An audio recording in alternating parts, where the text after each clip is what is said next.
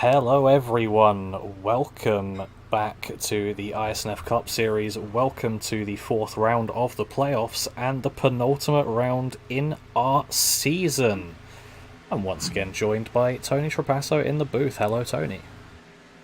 The Lone Star State and the best barbecue on the planet. How you doing, Jason? I'm doing good, just visited a steakhouse across the road, so feeling pretty good. Your butt's not going to be in about 2 hours. But yeah, no, penultimate round, and the entirety of the top 10 who are racing for this championship are separated by less than a race. So this point standing is hot and heavy right now. Yeah, absolutely. Looking up at the top, we've got likes of Marcus Hagman, Chris Worrell, Skylar Carnes, Brian Chu, Jalen Battle, JB Banner, Eugene Thorne, Derek Cook, Rhea Ferris, who is with us in the booth at the moment as well, and Linus Brostrom all in the top 10. And all looking pretty good. Yeah, absolutely. I mean, the fact that here we are, two races left, and less than a race separates the entirety of the playoffs, that's something that league admins should be very proud of. Yes, indeed. I think it's been a very fantastic season overall. I'm proud of these guys and proud of just what we've overcame this year. And I think it's, really speaks volumes, especially us turning down the amount of cautions since we were at the 600.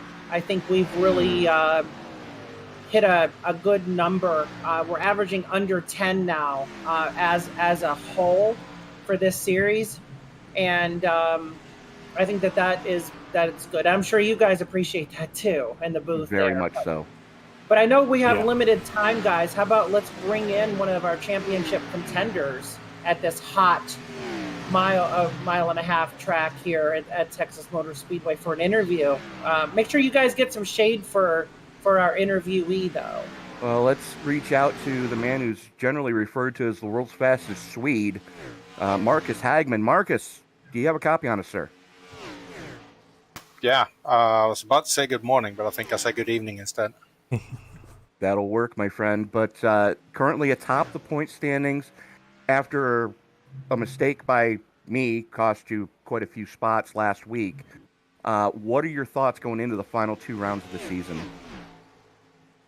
We'll see how this one goes first, and then, yeah, I will probably miss the last race. So, Really? if anybody want to win a championship, then just race the last race. Well, Marcus, it's definitely sad to hear that come from you, but you've had good success here at the past on the mile and a half at Texas.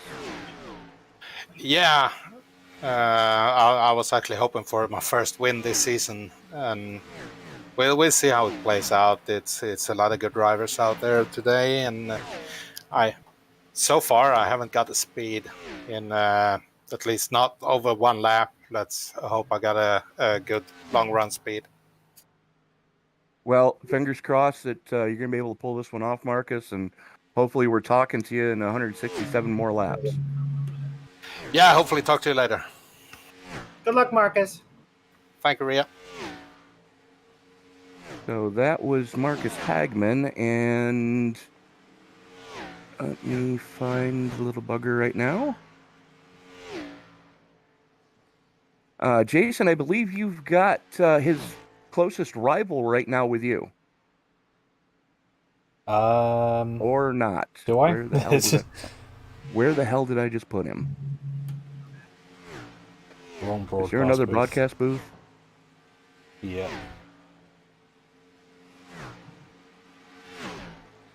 Oh, yeah, okay, I put him in the wrong booth.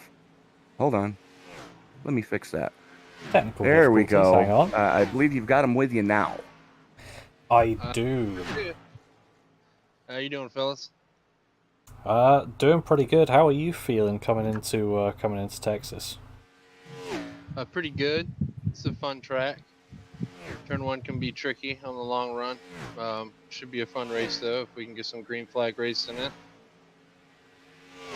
Yeah, hopefully so. Only 33 points behind Marcus Hagman, and clearly hoping to bring that gap down. Doing well in practice, at top of the timing sheet. So Yeah, I was able to get a good draft there, and that out lap didn't have anybody in my way to get up to speed, so I was able to put a good lap down in practice.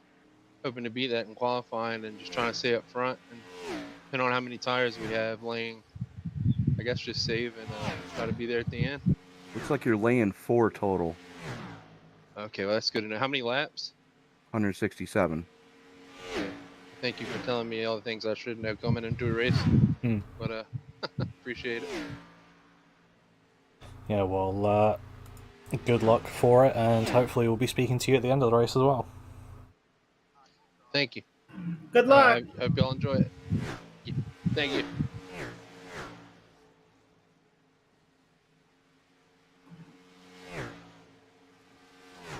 Guys, qualifying's about ready to start as When are we doing a stage break tonight, Rhea? I'm sorry? When are we doing stage breaks? We're not doing stages this Oh, season. right. No, my bad. That'll be next sorry. season. Wrong league. You're fine. But yeah, Chris Worrell and AJ Green, the two fastest right now in practice, and just for you viewers at home as well, to not get confused, yours truly was on vacation this weekend and didn't get caught up to speed, pun intended, on a couple of the drivers here. AJ Green is indeed in the 27 car as pictured on his paint scheme. Just ignore any 23s that you may see. Eugene Thorne is supposed to be in the 23. Ignore any 25s that you may see on the screen. So, Well, this is what happens when we let tech officials get drunk before they hand out transponders. yes, and yes, and just to be fair, there's more alcohol content in the drinks in Canada than in the U.S. So I may or may not had my hands on a couple of those. But As long as you brought your doors back over the border with you, you're fine. Guys, enjoy the barbecue, the steaks. Definitely try the Big Texan over there in Amarillo if you get a chance to head west after the race. The 72 ounce steak, all you can eat. I don't think my colon could handle that. But it's free if you finish it. So again, I don't think my colon could handle that. Guys, good luck in the booth. We'll see you later. Hopefully, I won't be in here mid-race talking to you. Hopefully, I'll be able to finish it, and we'll go from there. Well, best of luck to you tonight, Rhea. Good luck. Thanks, guys. Thank you.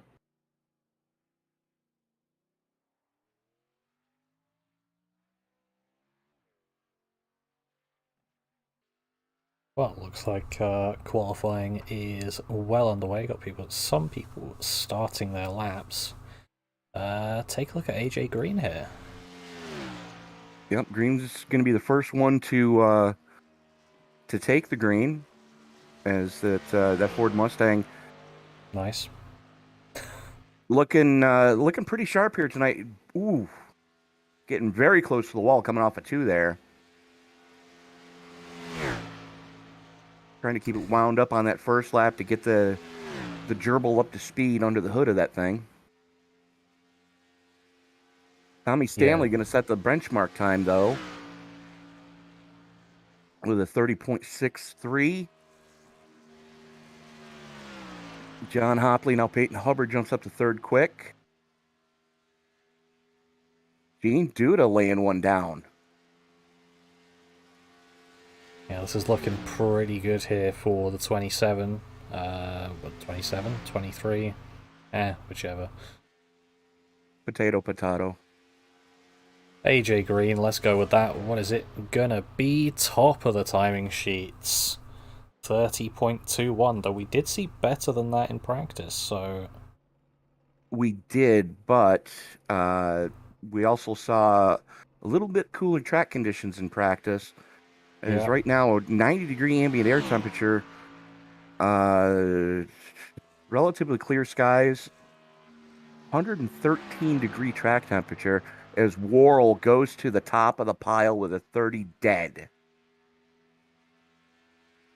Yep, definitely setting down that benchmark and saying, look, I am the guy to beat here today.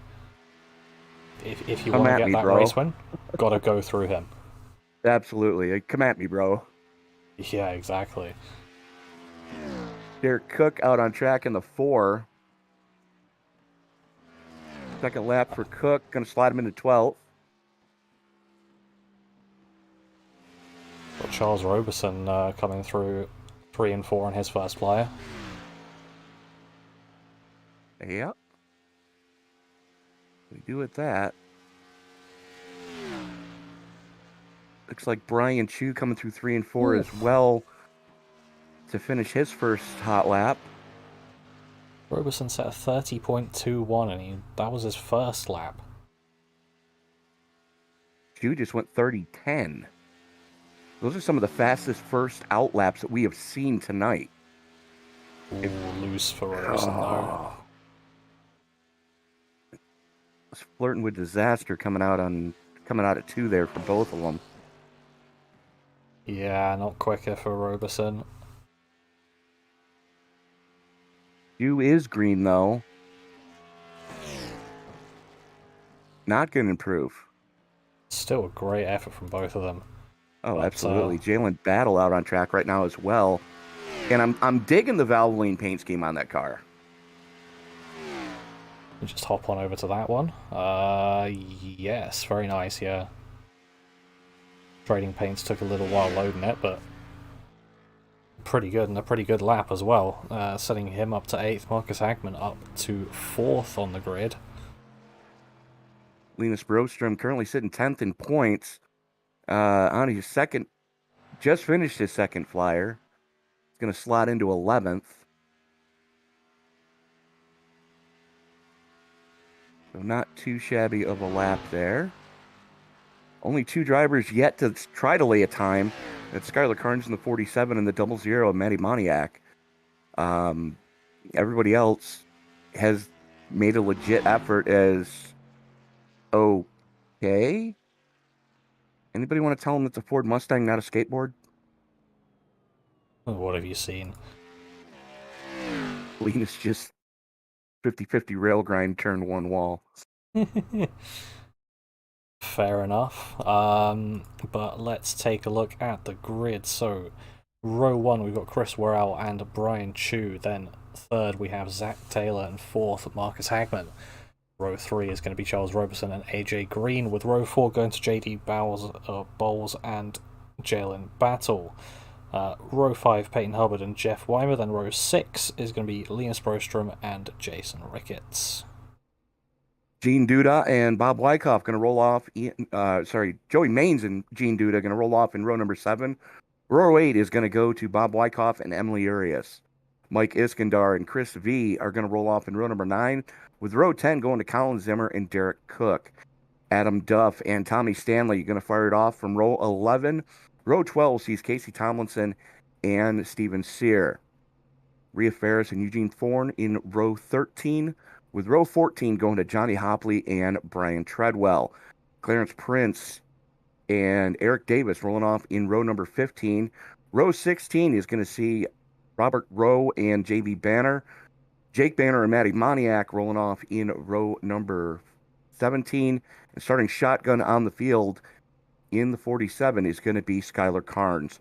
35 cars scheduled to roll off here tonight. 5 sets of tires to get it done with for all 137 laps, and only 65% fuel fill.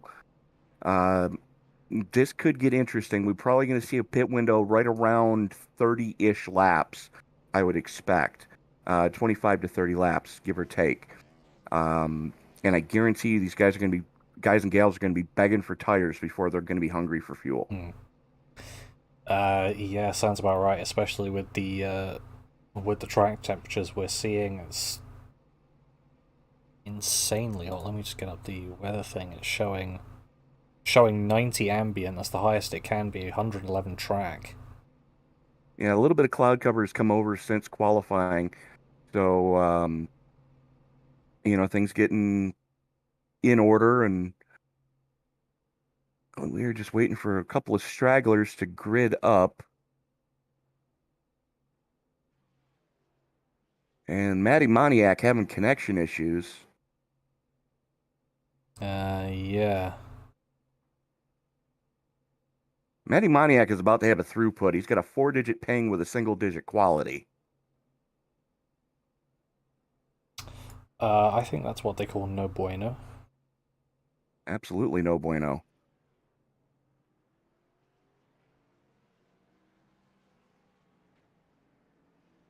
As the field's starting to roll behind the Ford Mustang GT500 pace car, the official pace car of iRacing. New restart rule going to be in effect tonight, Jason. Something we didn't see last week at the Glen, but that new restart rule in effect tonight, and it does take effect in the initial start as well. I thought on Go ahead. I thought on initial start it was green and then restart zone for subsequent after that. The leader must maintain pace speed until the car is inside the defined start zone.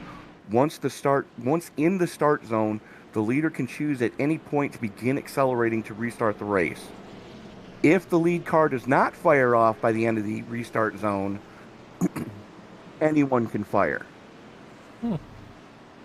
And that is also the way it's going to work in the restarts as well. Yeah.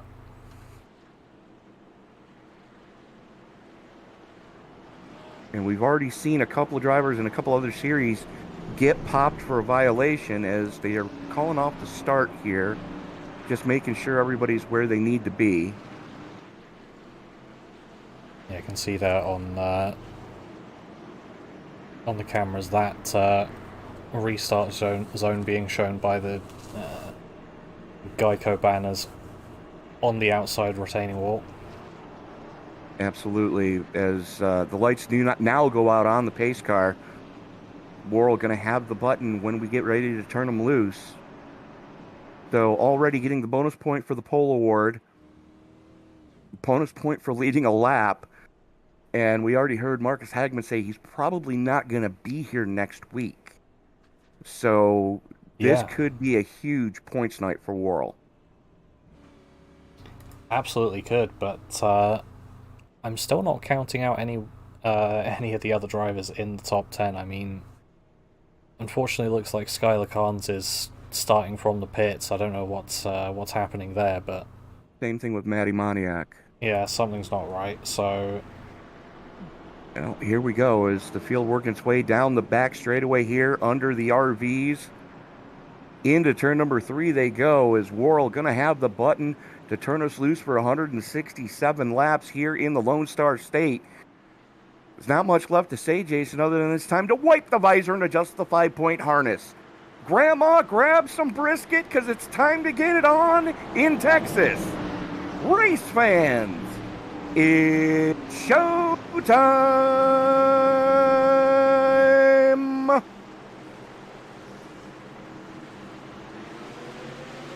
Into the restart zone they go. Worrell pulls the trigger. Taylor goes with him.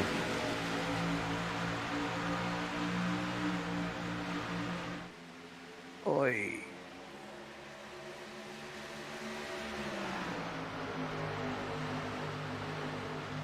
Good action in the mid-pack right now as here comes Taylor to the inside of Worrell down the back straightaway. Battle for the lead, hot and heavy. And we're already under caution.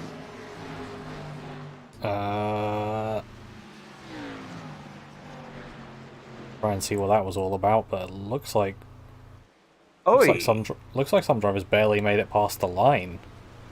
Well, Tommy Stanley got yeeted into the grass.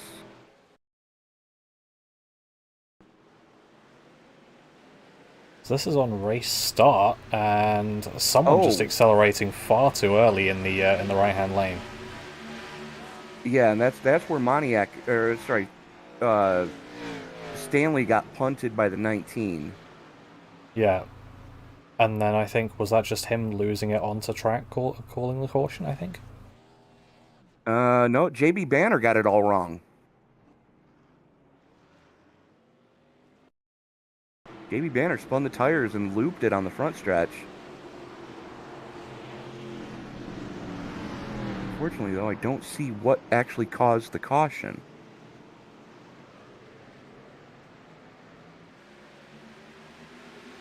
Maybe it was the 10. Ooh.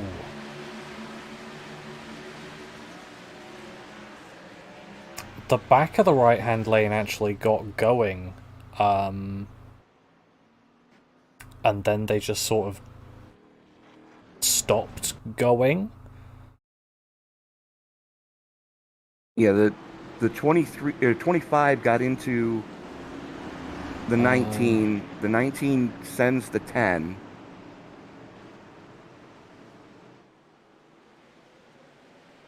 I'll find a better view of it.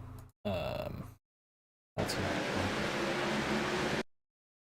Going back here.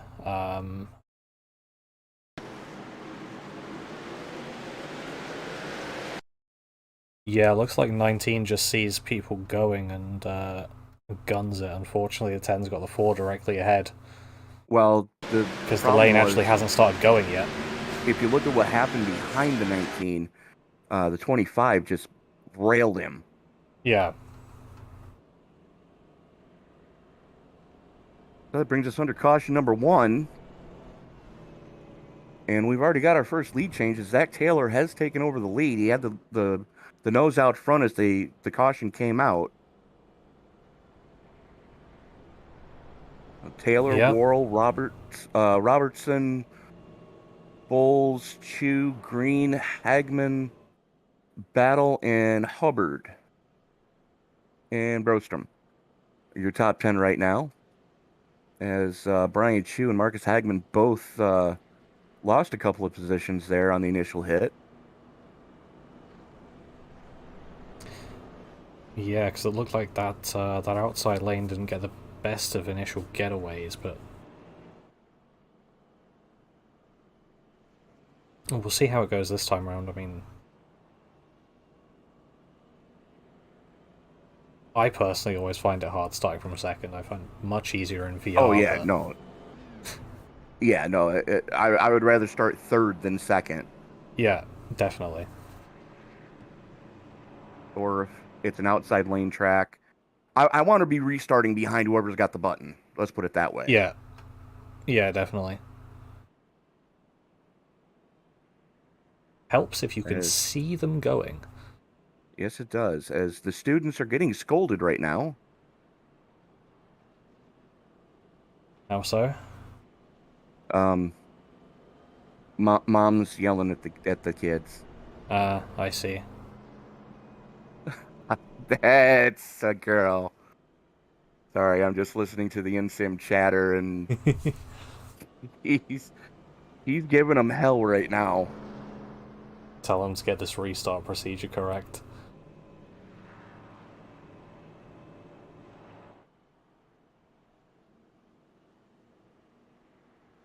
So Zach Taylor going to have the button this time, as the light should be going out on the pace car this time by. There we go.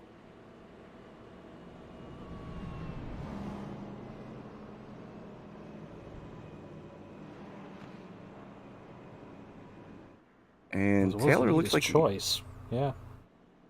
Oh no, we're going single file. Oh yeah, true actually. Because we are going single we file. didn't make we it a lap, did not get a complete lap in. I was gonna say I thought we both thought the same thing, that he chose the outside then for a second, but no, he's just lined up right behind that Mustang. As season number 4, not that far in the distant future. And if you would like to get involved with the iSNF Cup Series, they are looking for sponsors for next season. You just need to reach out to Miss Rhea Ferris. You can find her on her Facebook or in the iSNF Discord. And just reach out to her, and you can be sponsor of the Restart Zone, sponsor of the race, sponsor of the series, all with different tiers and levels of payment necessary. Speaking of payments, as the field works its way into the Geico Restart Zone, here we go. Taylor gets a good jump as some guys towards the back not happy with how sloppy it was back there.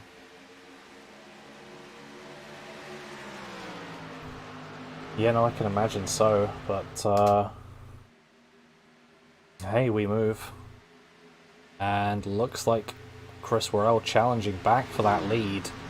Right on the back of Zach Taylor here, coming through 3 and 4, not able to find a way around the outside just yet.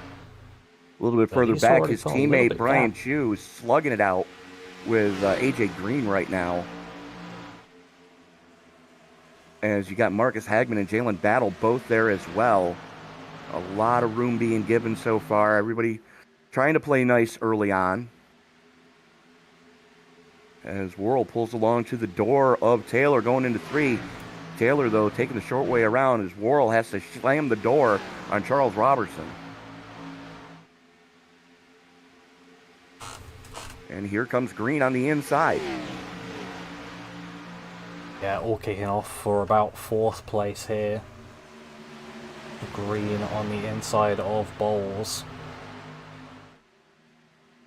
Getting really close to the back of Charles Robertson there, and actually looking past him now. So great progress here for AJ Green, making his way up the field. Wow. He's making his way up the field, but the question is he using up too much tire too early? As we've seen a lot of times, these races can go long green flag. And Yeah. the harder you push a tire at the beginning, the less you're going to have towards the end. As right now, Robertson and Green side by side, coming off of turn number 2, drag race down the back straightaway. As the 33 of Bowles pulls to the inside of Chu. I'm glad Robertson knew the length of his car there, because that was very close.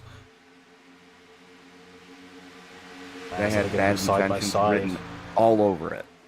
Yeah, side by side for first, nearly 3 wide as Charles Robertson looking. But Zach Taylor able to hold on for the moment. But he may have a new challenger behind him in the form of Robertson as he's looking on Chris Worrell. No quarter asked for, no quarter given right now at the front of this piece. As Marcus Hagman trying to move back up into the top 5 as he just got by the 33 of Bowles. Now sets his sights on trying to reel in Chu. Whoa! Oh!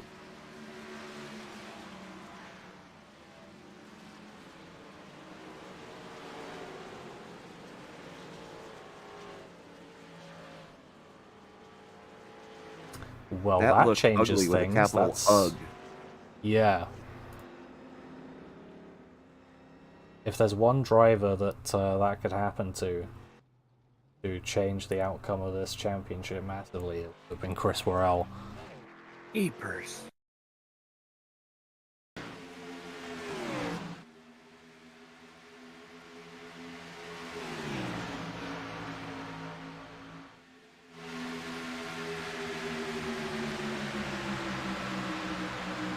And understandably so, Worrell not a happy camper right now. Yeah.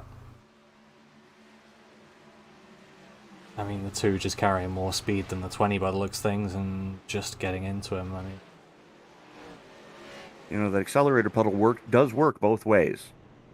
And apparently, Robertson didn't get the memo on that.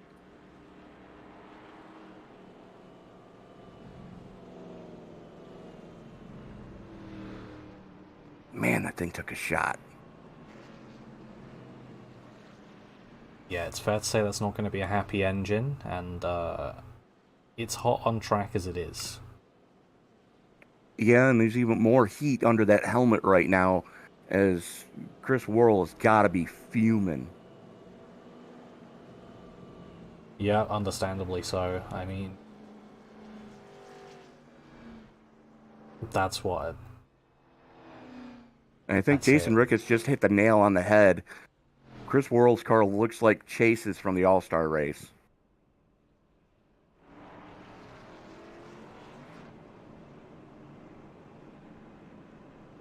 What? Like, to speculate how much damage is on that thing, it's got to be at least 20 minutes.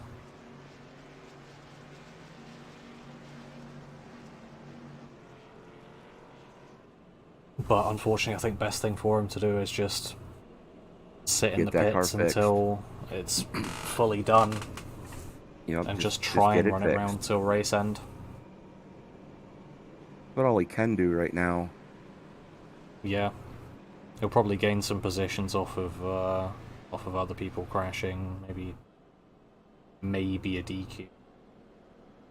Well, I mean, he's less than, either way you look at it, it's less than less than one race separates the entirety of the top 10.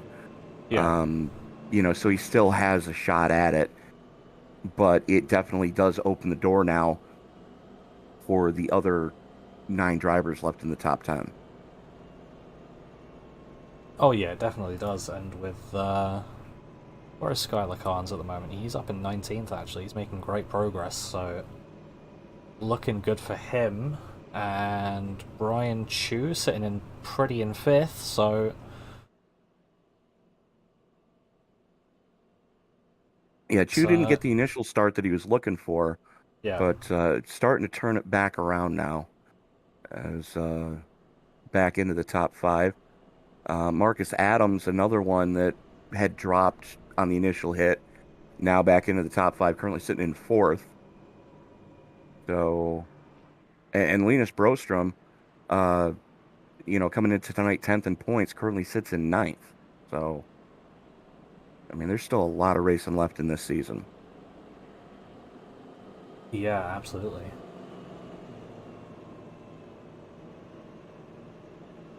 I find it interesting how many of our drivers in the top 12 still don't have a race win in this season. In fact, only 4 of them do. And that speaks volumes to the level of talent that's in this league. You got Chris Worrell with 4 wins on the season, Skylar Carnes with 4 wins on the season, Linus Brostrom with 6, Jalen Battle with 2, Damian Mulvey with 1, and then you have to go all the way down to 32nd in points to Alex Weigert to find the next victory. I think what's more surprising to me is that Marcus Hagman hasn't won this season. I think I said it last week that if you had told me that we would be this deep into a season with Hagman still having a goose egg in the win column, I would have told you were full of it. Yeah. But here we are, the penultimate race, and Hagman has yet to take the top row of the podium.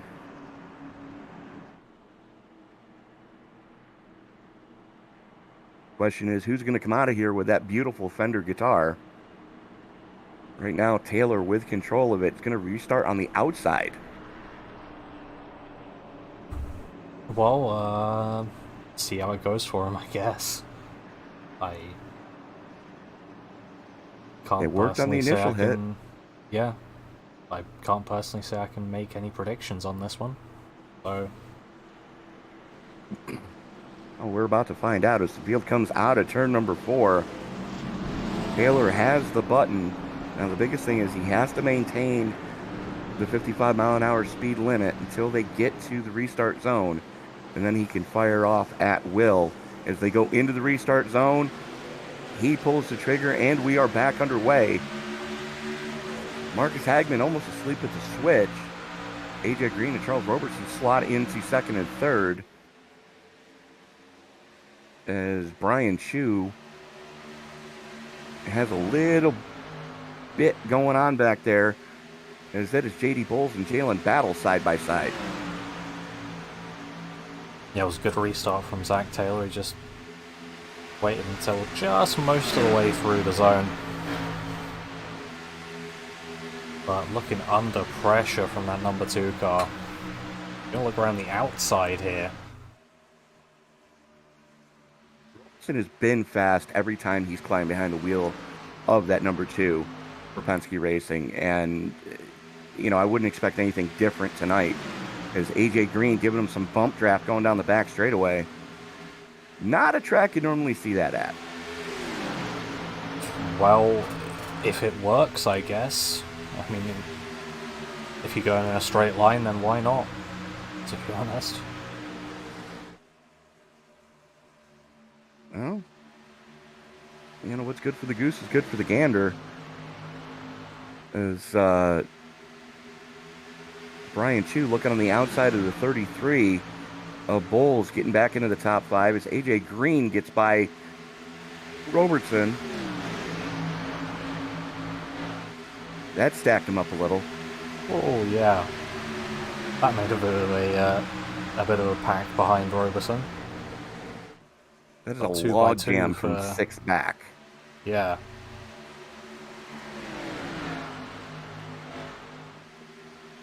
Name we don't mention often, Emily Urias up 10 right now, currently sitting in 6th. She's now on the back bumper of Jalen Battle. Forget on the back bumper, she's looking towards the inside of Jalen Battle.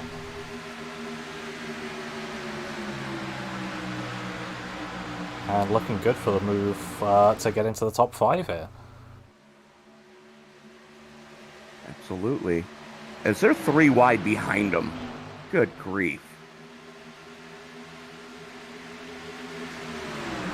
I can't say that's advised on lap 20 of 167, but No, it absolutely is not. But one of the ones on the charge right now is the double deuce of Linus Brostrom back up into the top 10. And here comes Skylar Carnes.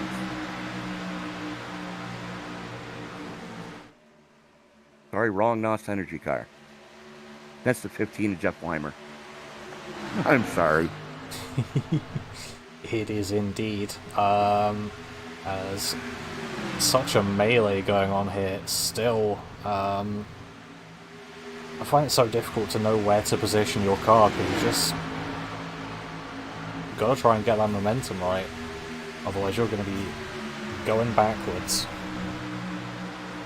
Especially with the weather, the way it sits right now.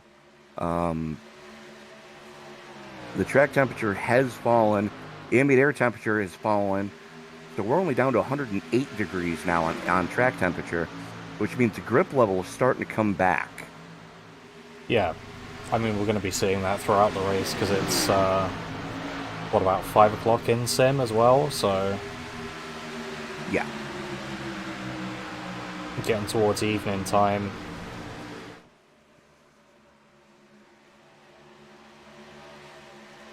Everybody just biding their time right now, trying to figure out what they do have here in this first stint.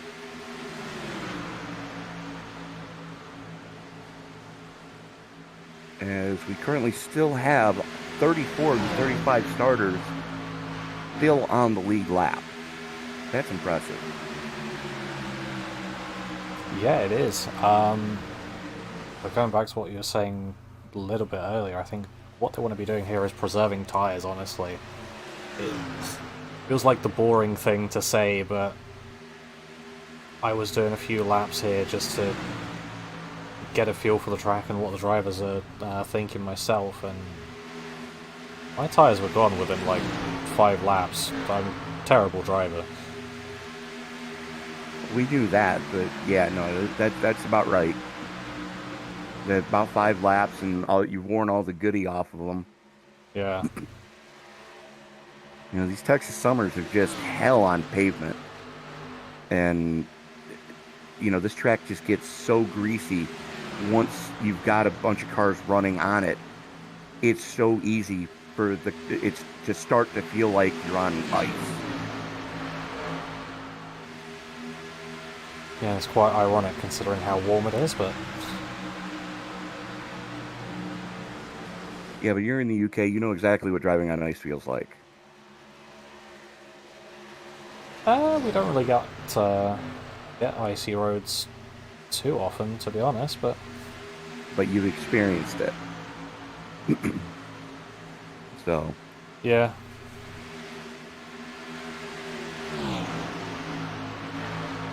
But, looking up at the top 2, they've pulled themselves a decent gap here. yeah, They've got a second on Marcus Hagman. They absolutely have. As Hagman does have some breathing room back to his teammate Jalen Battle with some breathing room for Brian Chu, but the It's a log jam behind him with Charles Robertson going 3 wide. Good grief. Yeah, Linus Broström, ever the opportunist. Just Seeing an full opportunity to send it get mode. past 2 cars at once, why not? It's a little early to be doing stuff like that, but he made it work. Only I was gonna because say, Robertson backed out of it, it looked like going into 3. Can't say it didn't work out for him, so fair enough.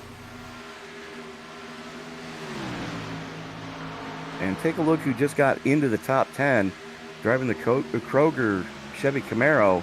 That is the 47 of Skylar Carnes, up 25 from where he started, as he's working on Emily Urias right now to make it up 26. Yeah, if you're looking at positions gained, that's definitely the best thing we're seeing so far. Absolutely. I mean, that's just a monster grab right there. The fact that he started shotgun on the field and now is in the top 10, and we're only 30 laps into this piece. Safe Yeah. to say that Skylar Carnes has a whip tonight that could take it. Absolutely, especially when you consider it's been looking so easy here to just fall back. Like, you've seen people up in the top 5 and then they've just been slowly slipping back, unfortunately, because that's just much easier than making your way forward. But Khan's now up 27, up into 8th place, and sending it on JD Bowles immediately. Well, He's just wasting this no race time is- at all. This race is starting to fall into Carnes' wheelhouse, because you know as well as I do, the longer these races go, the better, and the older the tires get for everybody, the better Skylar Carnes is. Yeah. One of the best on track at being able to save equipment in a long run. You know, it doesn't surprise me that Carnes currently sitting in 7th and trying to reel in Linus Broström, and he's starting to chip away at the 22. Yeah, absolutely. I mean, he's one of the fastest cars on track at the moment, beaten only by Hagman and Green. I think, yeah. Yes. Your math is correct. Good. I can still see which numbers are higher than other ones. But yeah, Carnes is just on a tear right now. As the battle's starting to heat up behind him, as Charles Robertson continues his slide backwards.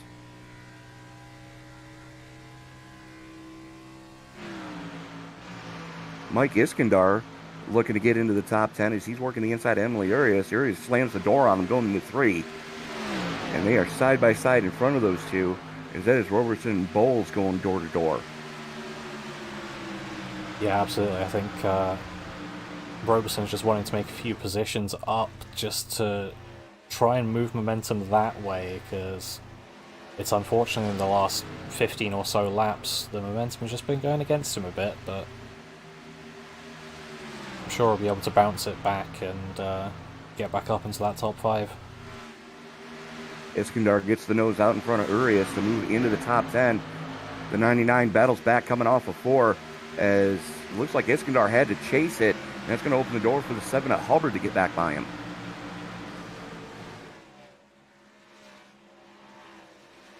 Yeah, and Bowles is being pressured by Urias now as well.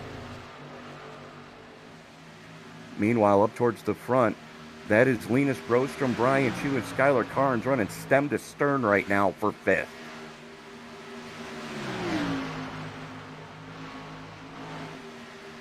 Absolutely no rest for Skylar Carnes.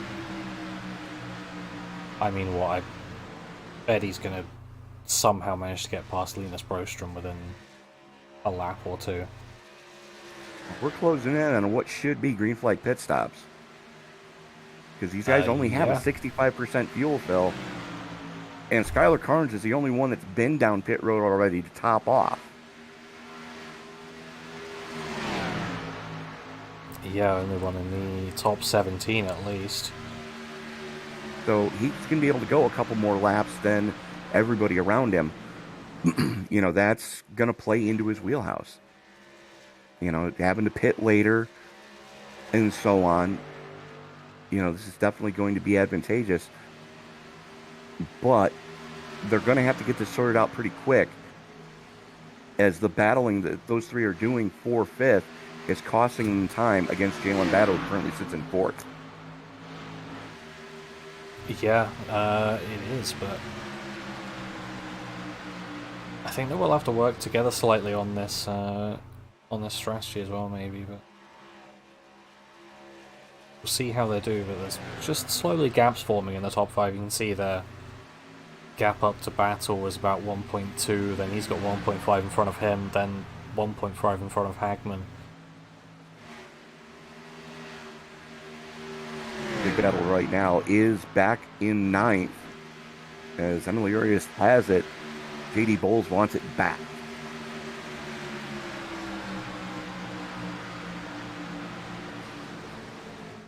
Yes, this type of back and forth battling that we love to see in these races, Oh. as something's happened to Zach Taylor.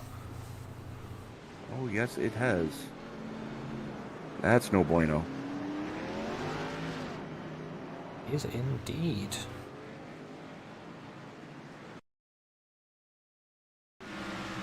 Oh, leader. no. Yep. Got into the 45 of Clarence Prince, and unfortunately, the 62 is around. Yeah.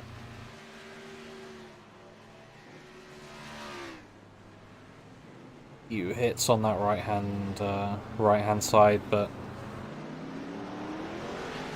as Not far as heavily hits on the damaging wall, the 62. yeah, as far as hits on the wall go, that's not too bad. I guess the position loss that would be worst for him, but And the good news is that yeah. caution came out in a very timely fashion, as it's going to bunch the field back up, and everybody's going to be able to come down and get that free stop for fuel and tires, and we have wholesale pit stops. I mean, to be honest, you'd be crazy not to, in my opinion. Oh, absolutely. Absolutely.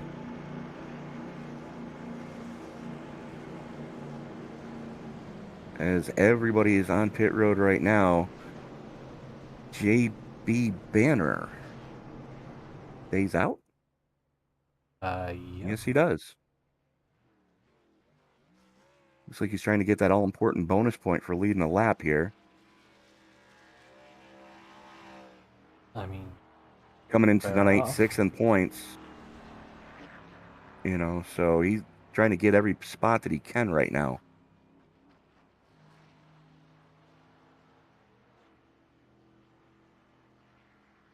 So AJ Green winning the battle off pit road, 4 in fuel for him. Marcus Hagman and the heavily blinking Matty Moniak.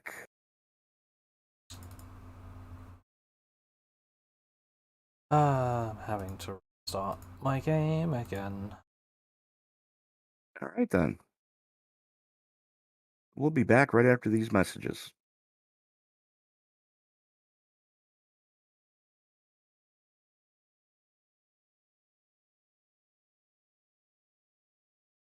We clear?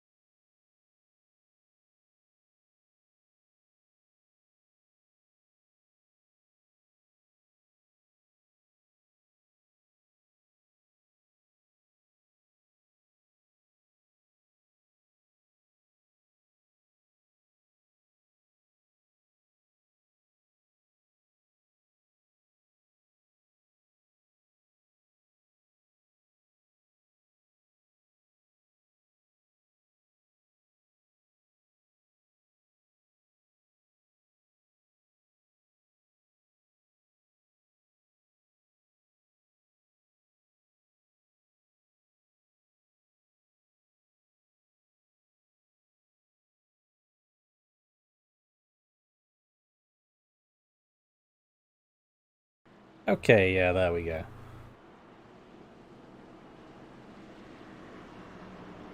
Sorry about that. Welcome back.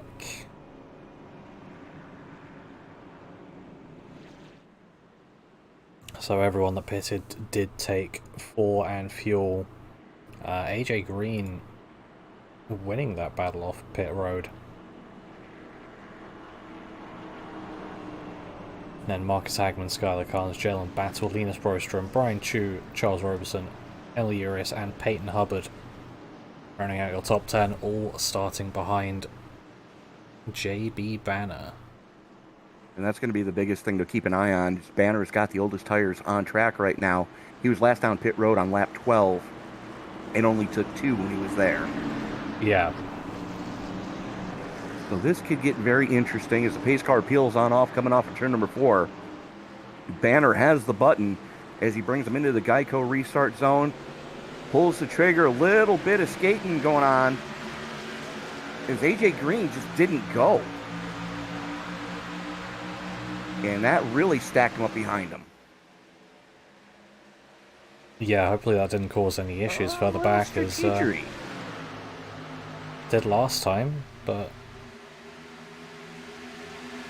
Banner staying to the low side, getting out of everybody's way right now. And that's going to allow his 2 Hendrick Motorsports teammates to lead this piece as AJ Green finally gets it up to speed. Brian Chu having to fend off Enley Urias for 4th right now, though. As Urias looks to the inside, going into 1. Preferred line for the 99 as the 23. Oh, boy. Zach Taylor's involved. And I see this. And it was going so well for him. And it was going 3 wide.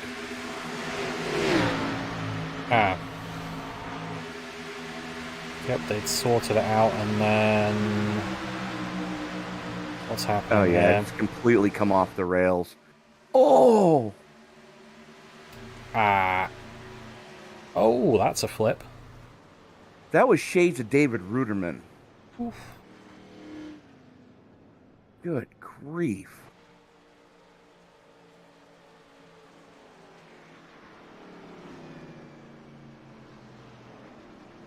JB Banner slid up the track, gets into the 15. The 15 just punts the 62. Yeah. And then over goes the 15. And again, that's very similar to what happened to David Ruderman about 20 years ago now when they first came to Texas.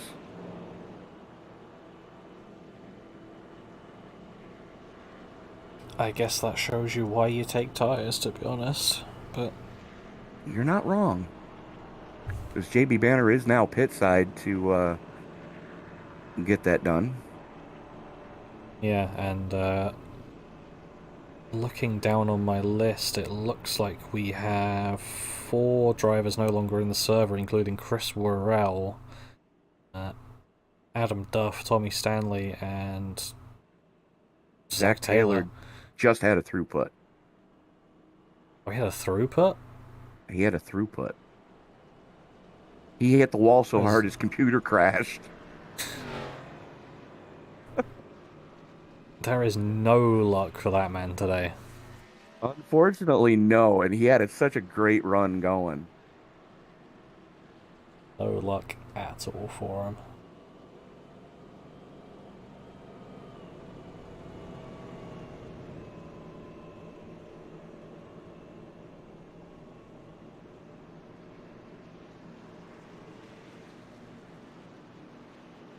But I think being anywhere near the lead of this race has become a bit of a curse. I mean, Zach Taylor, detrimental to your health. Yeah, is it best to stay back until the end, just in case? Yeah, exactly.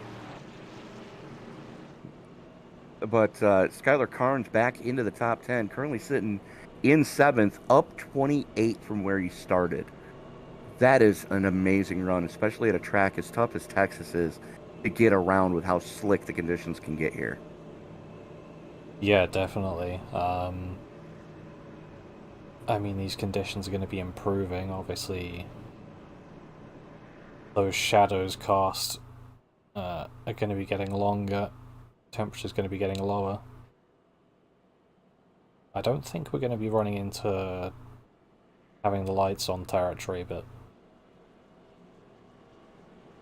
Close. it just shows you how little idea I have about when the sun goes up and comes down in these places. We're still about 3 hours from sunset. Oh yeah, About 8:30 local time is when the light should be on. yeah. We might just start to get them during the post race celebration, but at the rate they're going, no, we're not going to see the lights have to come on. But the track temperature is continuing to drop as the sun has gone down. We're now down to 104-degree track temperature. So Marcus Hagman, AJ Green, Jalen Battle, Emily Urias, Brian Chu, Linus Brostrom, Skylar Carnes, Charles Robertson, Peyton Hubbard, and Mike Iskandar rounding out your top 10 currently, as I'm currently showing 29 cars left on the lead lap.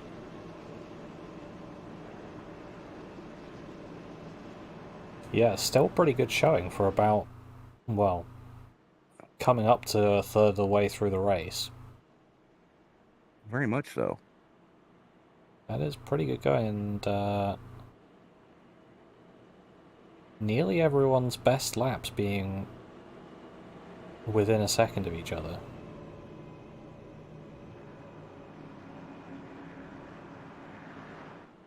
Yeah. I mean, fastest lap so far goes to AJ Green with a 30:01. Everybody else hovering around the high teens to low 20s. So a lot of racing left to be done here at Texas as the lights are out on the pace car and the field works its way into the 3-4 complex.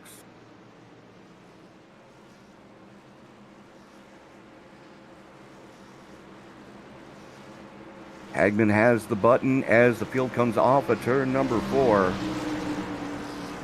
Pace car gets ready to make that hard left turn on the pit road. There it goes. And here we go to restart as the field works its way into the Geico restart zone. Green flag is back out and we are back underway.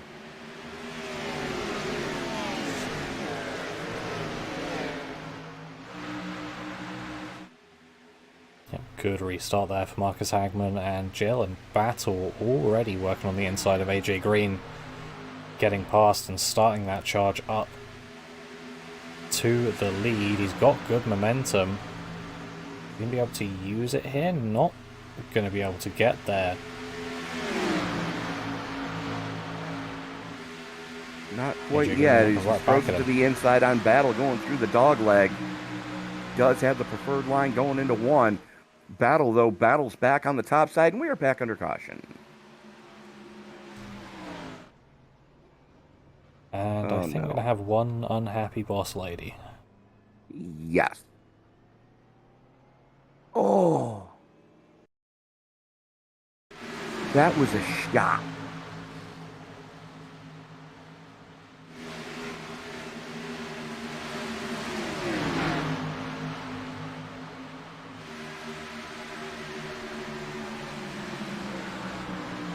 Oh.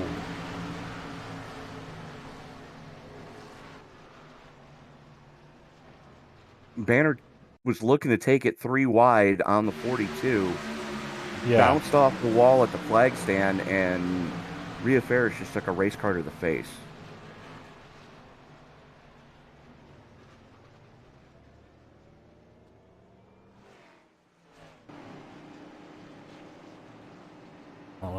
That was a bit of yikes.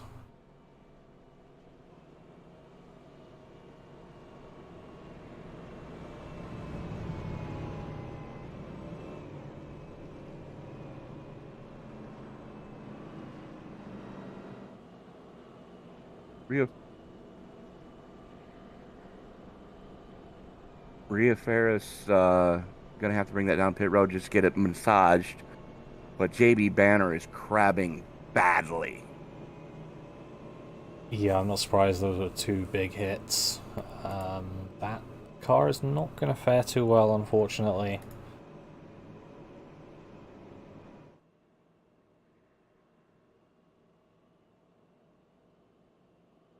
Oh God.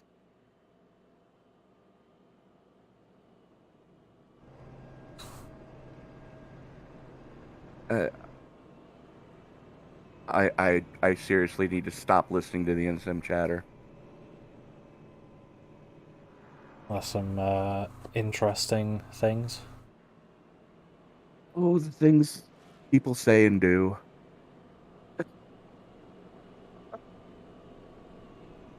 Rhea asked how hard JB hit her. And Marcus said that, never, I can't say it. I'll get fired.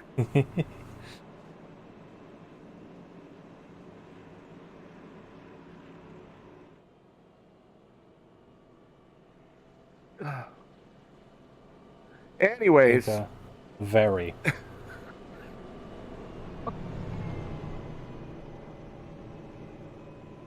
I'm going to go put the quote of the night up into the general chat.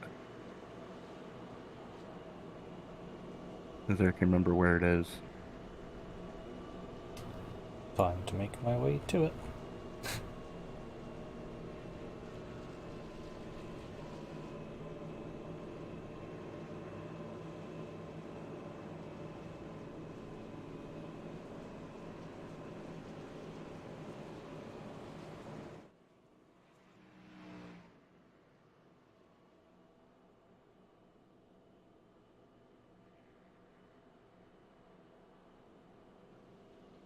So yeah, that was the quote of the night. Yeah. Would you expect anything less from Marcus? That's about exactly what I expect. Oh, hey, look. Speaking of being back.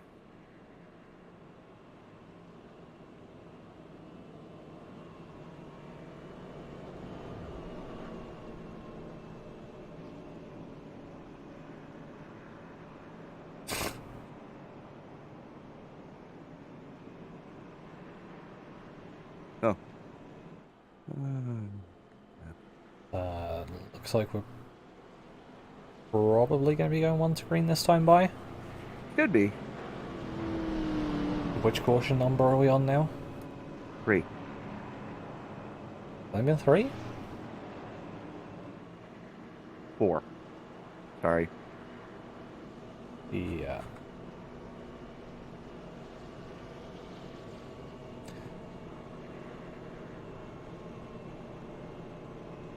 So we're about halfway to the number of cautions that we had in the Texas race last season. So that one was run at night, so...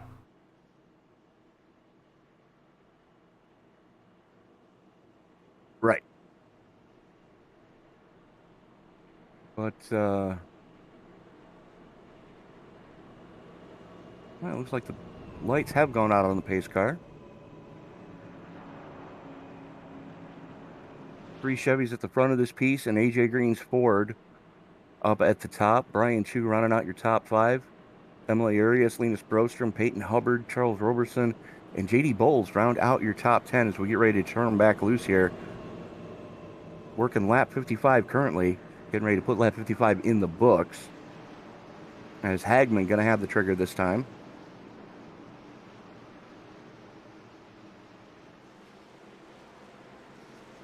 Yeah, so far it's not been a good restart for whoever's in second place, so I think Jalen Battle's going to be hoping to not continue that streak.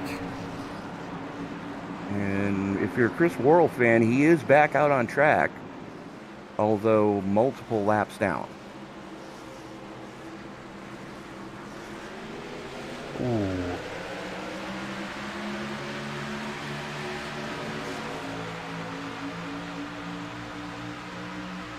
I'm glad no one was right behind the 11, because there's only 7 slash 23 went going a bit earlier than Marcus Hagman did.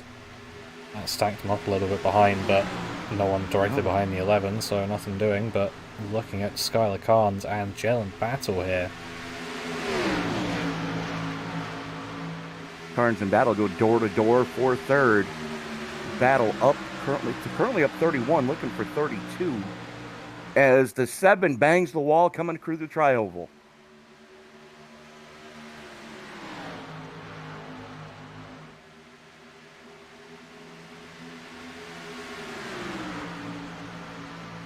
Peyton Hubbard for the just lead. smacked the wall coming through the dog leg right under the flag stand. And meanwhile, move for the lead. Marcus Hagman getting overtaken by AJ Green, and then immediately by Skylar Carnes as well. Carnes looking to complete his last to first challenge. He's only a position or 2 away from it now. Only needs 2. As Hagman battles back on the top side, trying to keep it wound up in that second lane, as short way around going through 3 and 4 is going to pay off for Carnes. Carnes up into second, Hagman back to third, as they are side by side back for 5th.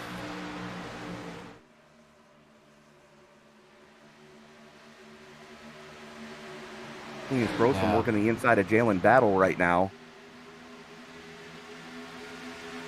Oy. Brian Chu having to chase it down the track, coming down the backstretch. Almost got into the 99. Yeah, that was interesting. So looks like momentum is on the top side here for Battle and Urias, but Brostrom's going to be fighting it back against Urias on that inside lane. See if it'll work out for him. Urias gets a good drive off turn 2 and able to cut up in front of the 22 and wrangle 5th position away from him.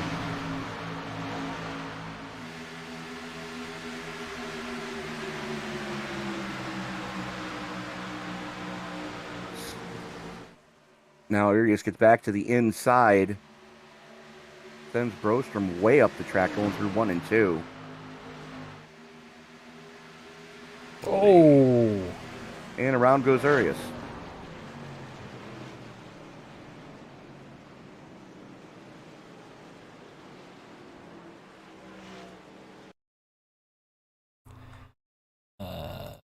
Car high.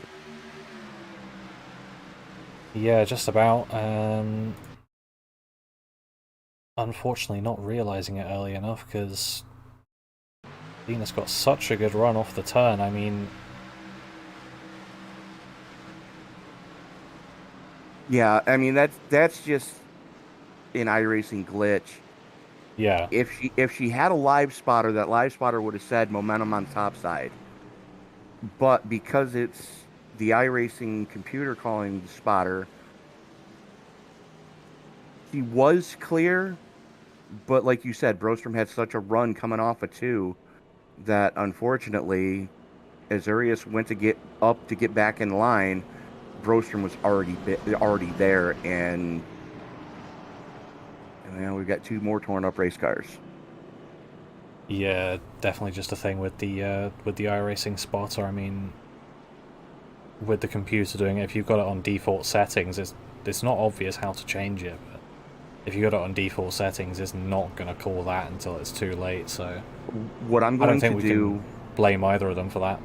No, we can't. But what I am going to do is I am going to put a tutorial up tomorrow on the Esports Broadcasting Network YouTube page on explaining how to change the distance your spotter calls you clear. Default, it's 3/4 of a meter. I personally like to punch that out to a full meter before it'll call me clear. That way you know that somebody's going to see you coming. And if they don't queue up, that's on them. Yeah, You know, if they don't click the mic and say, "Hey, I'm here," that's on them, because that gives you plenty of time to telegraph that you're moving. Although it can be a pain in the ass on Talladega or Daytona when, you know, you're bump drafting and you hear car high, car high, car high, car high for 2 hours straight.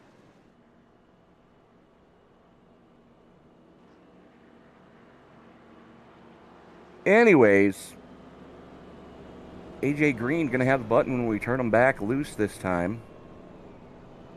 Skylar Carnes up into second, up 33.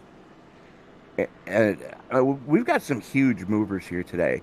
Eric Davis into the top 10 in the 21, up 20. Robert Rowe in the 37, currently sitting in 11th, up 20. Brian Treadwell in the 16, up 15, currently sitting in 13th. Who says Texas isn't possible to pass at? I mean, Jake Banner up 16, currently sitting in 17th. It's been looking pretty good for action so far. I mean, these guys have been making a show of it. Unfortunately, been a few more cautions so far than we probably would have liked, but hey, not much we can do about that. But it's been good action when we have had a green flag running. Yeah, absolutely. We are just waiting on the lights to go out on the pace car.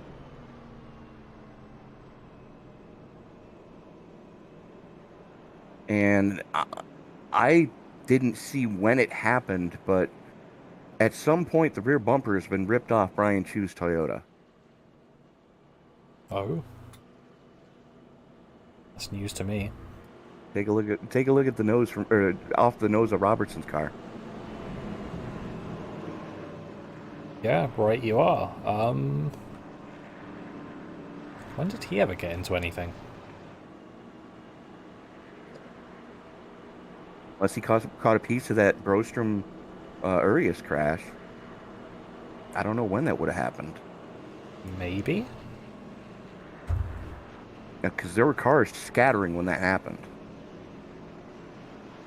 Yeah, very true. I mean, either way, we didn't see it, but it's happened. That's how it is.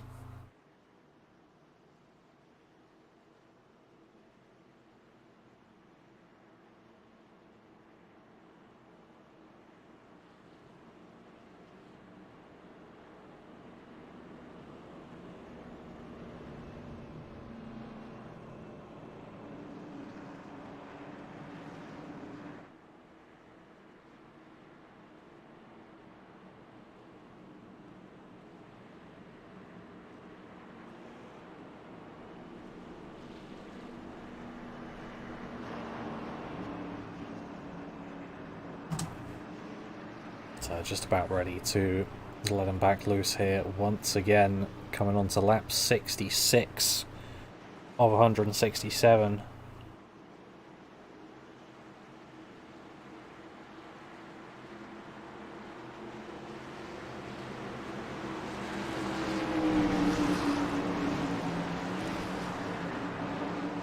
Alright, I'm just listening to the fight in the in-sim chatter that's going on. Oh dear. Oh yeah, the joys of being one of the officials for this race. A couple drivers are going to have to start to be careful here because only a 17X on the table tonight. JB Banner already at 10. Yeah, I mean, he's been involved in a couple of big ones, so... And then it would have been the 2X at the start for loss of control. Right. As we've got a battle really starting to heat up right now for fourth, as Charles Robertson on the low side, Jalen Battle on the top side, and battle for the lead as Skylar Carnes throws to the inside on AJ Green. Yeah, Carnes had it for a second, but that outside lane looking pretty good with the more worn tyres now. So looking to be able to defend that outside pretty well as quarter panels right next to each other. Who's going to get it at the line? Just about AJ Green at the line, and Skylar Carnes going to try and run it down the inside once again. We see does that get the outside clear lane in the get a middle good of 1 and exit. 2. Gets the clear off of 2, and we've got a new leader. Last to first challenge, Skylar Carnes up 34 from where he started. Yep, and earning every single one of those spots.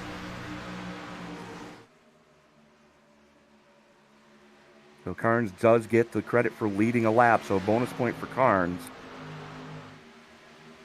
Hagman's gotten a bonus point so far.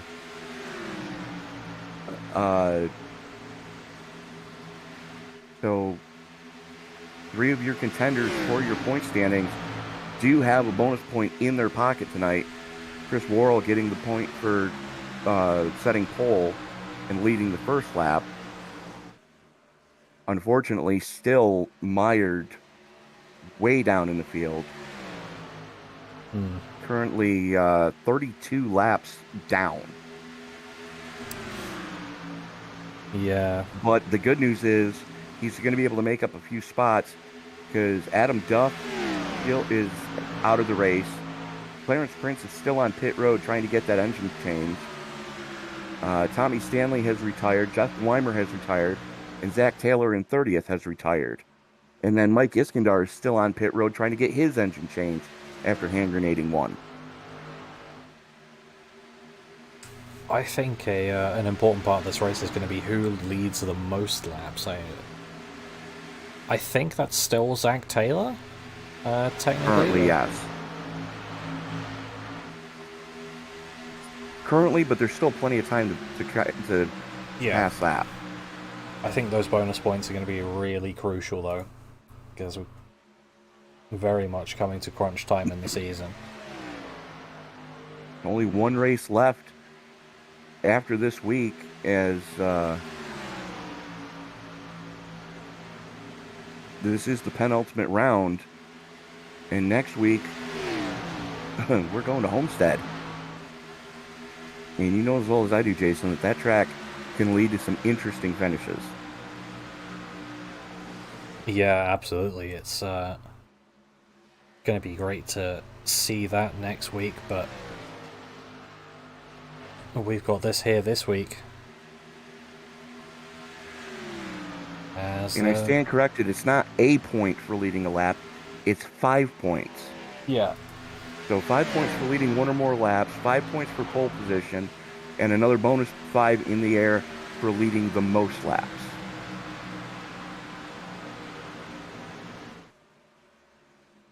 Yeah, and is Wow. anyone still on the 0X? There are a few drivers. Okay. AJ Green still on a 0X. Jalen Battle still on a 0X. JD Bowles, Robert Rowe, Bob Wyckoff. Skylar Carnes still on a 0X, surprisingly. Colin Zimmer in the 96 is still on a 0X. They keep it that way. That's 5 extra bonus points for each of them. Yeah, it's Marcus Hagman trying to look his way up into second place, but everyone pretty single-filed out now and just sort of driving about the tyres and not going to be too happy at the moment. Going to be getting back towards pit time.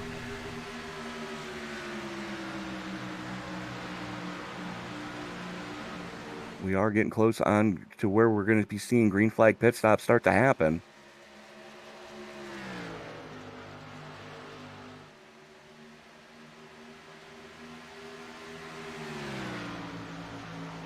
If you'll excuse me, I do need to go do some race control duties. That is fine. Actually, I might not need to. Oh. Oh no. There's Treadwell and Moniak going slowly.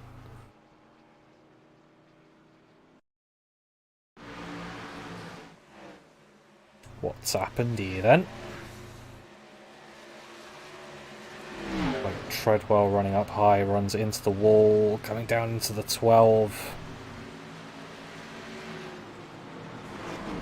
And starting a bit of melee behind that.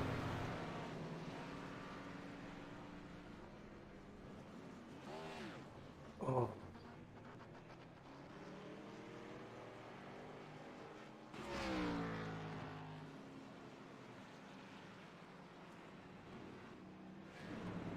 As once again, almost perfect timing on that caution.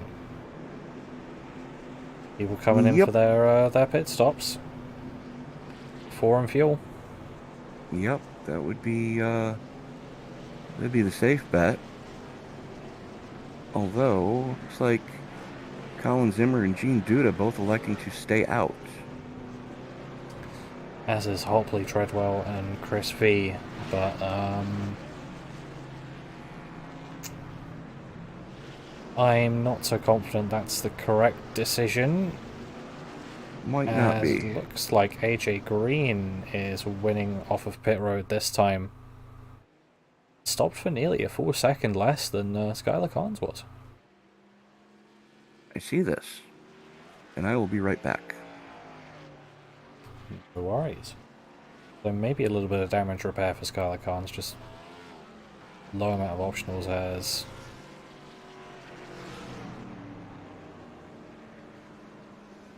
I think that was Moniak with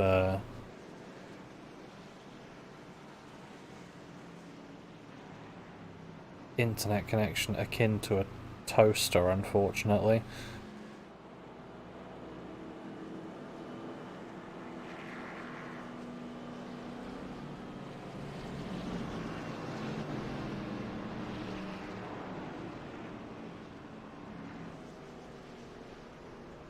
Zima is staying out, as is Hopley, so they're going to be out on the oldest tyres on the field. But John Hopley last pitted on lap 62, so he won't be too bad. Zima, who last pitted about 40 laps ago, that's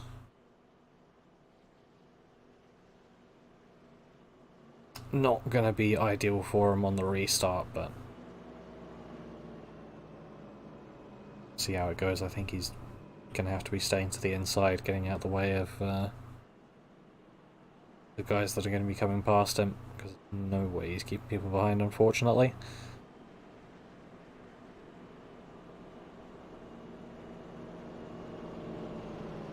Just have to see what happens with our effective top two, AJ Green and Skylar Carnes, who are going to be starting next to each other on row 2.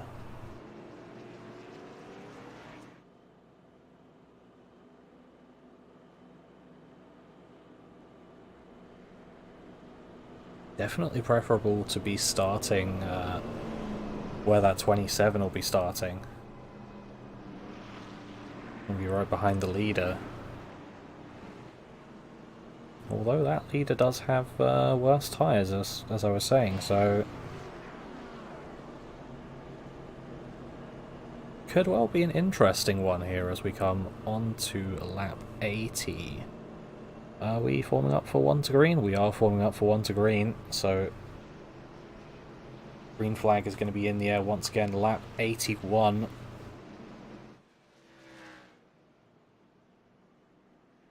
Just nearly halfway through this thing.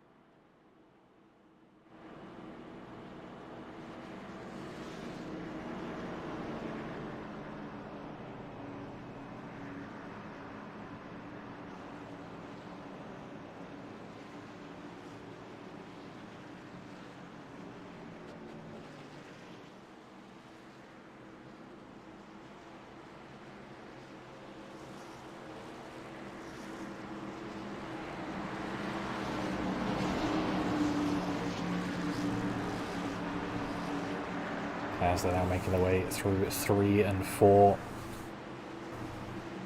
Colin Zima has the button, entering the restart zone, goes immediately.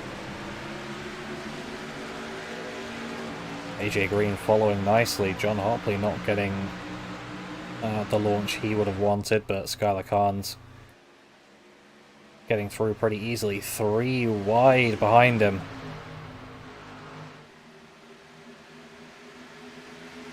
Got some insane action going on here. Skylar Carnes looking to the inside of the 96. And this is what fresh tires can do for you. Yeah, if there was an ad for them, it is this. As Colin Zima is just being eaten up at the moment by the pack. Jalen Battle and now Charles Roberson going past as well. And these 4 right up against each other, nose to tail. Jason Ricketts on a climb back through the field, up back into the top 5. He has a good head of steam coming off of 2 and does make the pass going into 3.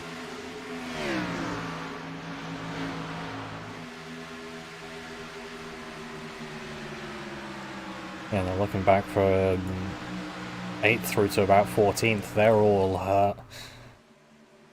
all just right there, right by each other. Pack of angry bees behind Colin Zima at the moment.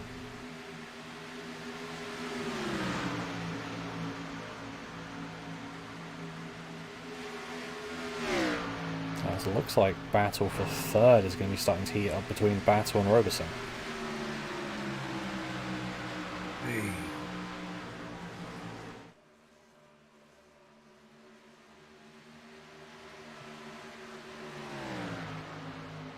.33 caught the apron there, and everybody around him a little bit scared, but good savers. They're 3 wide again, back around Casey Tomlinson.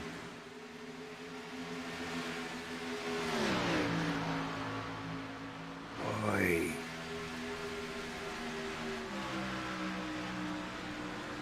It looks like we're pretty close to a move for the lead here. Skylar Khan's was right on the back of AJ Green coming into 1. He was thinking about it, that's for sure. Yeah, not quite close enough that time round. Just got to get some more momentum up.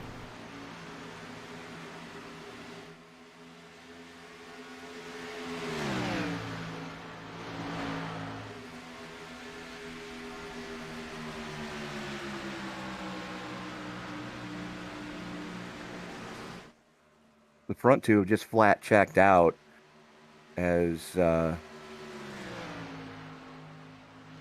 they're just on a tear right now. Yeah, you got this front 2, and then you got the chasing 3 of Roberson, Ricketts, and Battle.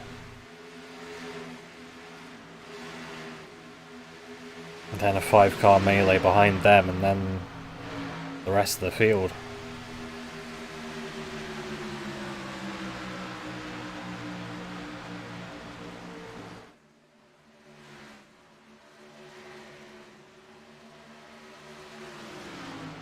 Sorry, Jason, bear with me a moment here. That is no problem, as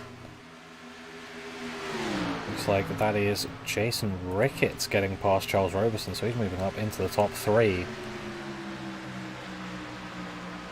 And that's a name we don't see all too often in the top 3. I mean, we always see him, I suppose, there or thereabouts in and around the top 10, but it's good to see him up in the top 3,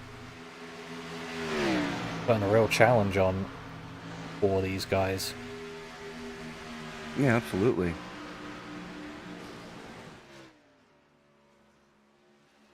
As Chris Worrell fans would be happy to know that he's made up a few spots. He's now up into 30th. Beats coming in dead last. Yeah, exactly. And there's still plenty of time to make up some more. Getting at least some more points out of that, so...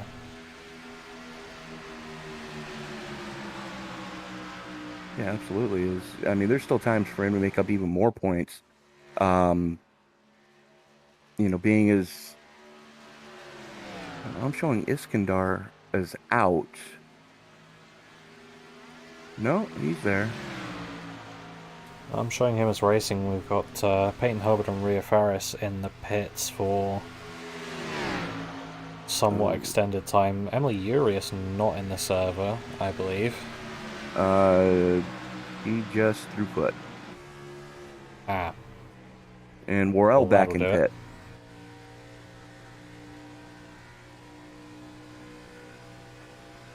Meanwhile, AJ Green and Skylar Carnes have edged out 2.5 seconds over third place Jason Ricketts, as Ricketts is leading that short freight train of Charles Robertson and Jalen Battle, and then you're another 2 seconds back to sixth position of Eric Davis in the 21. Yeah. I mean, I wouldn't put it past Skylar Carnes to just be staying behind AJ Green on purpose here, because no point really wasting your tyres battling on lap 92 when you still got over 70 laps to go in this thing. You are correct, sir. Because you can clearly tell AJ Green is way fast enough to stay up at the front and not be holding Skylar Carnes up, so... Yeah, Green's had some speed all night long. Ever since the cars unloaded off the haulers, Green has been one of the faster cars tonight. Skylar Carnes just doing what he needs to do to preserve his car, preserve his tires, and get that all-important bonus point for a clean race. Yeah, exactly. I think it's going to be crucial. So just getting stuck up a little bit behind the 43, but I'm getting around him.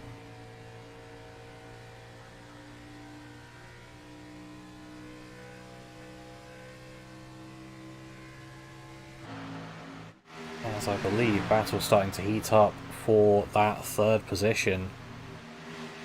It absolutely Two pretty similar is. looking cars. Well, they are out of the Hendrick garage.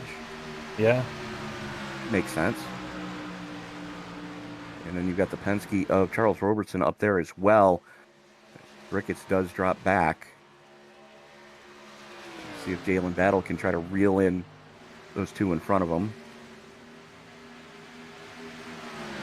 He sure will try. Lap time's been looking similar, but I think it will require some teamwork from these three. It absolutely will.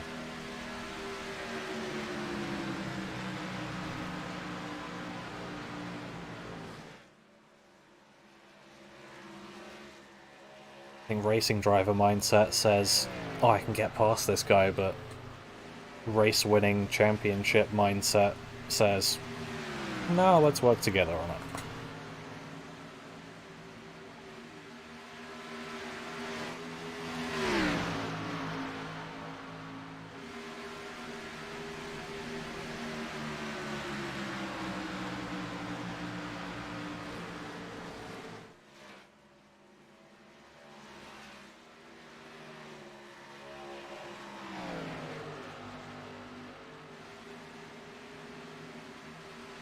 Don't mind me, I'm just dealing with bots. Yeah, classic. Well, I mean, the good news is the same bots were even spamming the Goodwood Festival. Yeah, it's definitely not just an us issue. I mean, YouTube really needs to get those sorted, but oh well. Oh, Emily Urias got DQ. Oh, speaking of bots.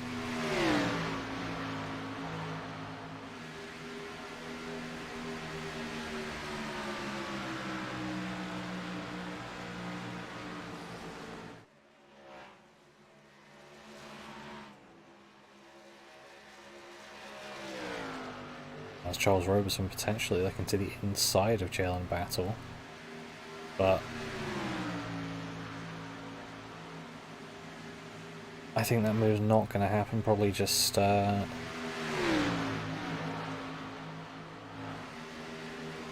listening to what I'm saying, working together a bit on it, as Scarlett Carnes and AJ Green looking closer than before. Well, how about that? I just looked. Emily Arias did get Dairy Queen Award at 17. And JB Banner is the next one in line, along with the boss lady, Bria Ferris. They're both at 12 right now. Yeah, they're going to have to be careful as Colin Zima getting a lap back the hard way. All it's going to do is take one good hit.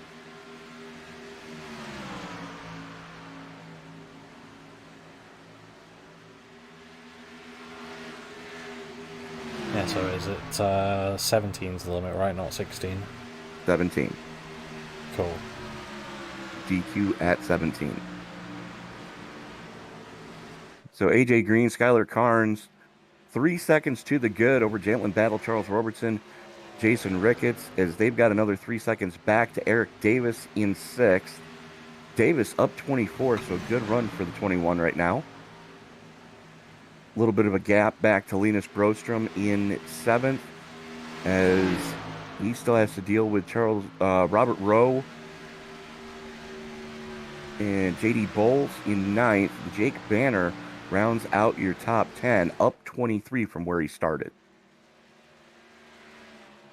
Yeah, there's been some really good performances today from people starting a bit further back, and actually names we don't normally see up here, so very good to see, because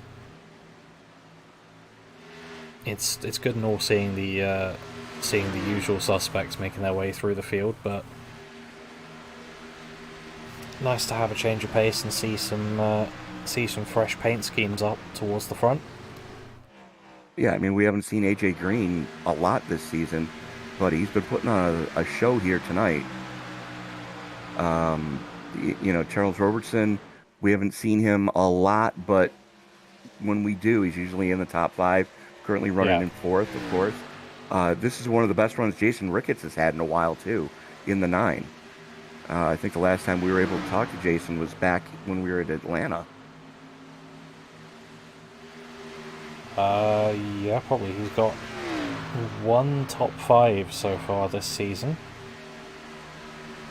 Well, right now he's on pace to make that his 2nd.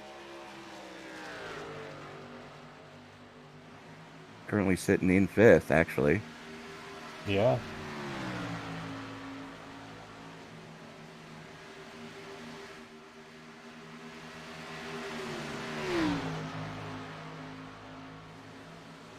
Let me just check a couple of math dealies.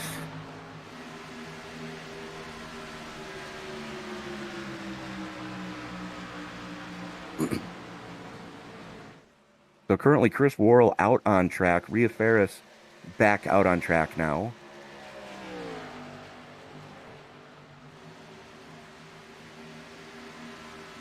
So Worrell into the top 20, back in the top 29. But Mike Iskandar, why is it not showing him on track? I've got him on track. Just coming into 1 now. There we go. Now I can see who's on track.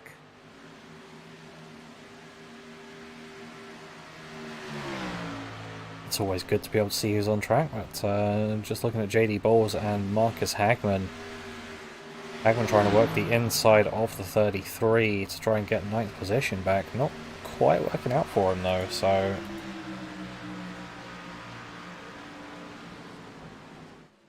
Hagman unfortunately not having the best run so far.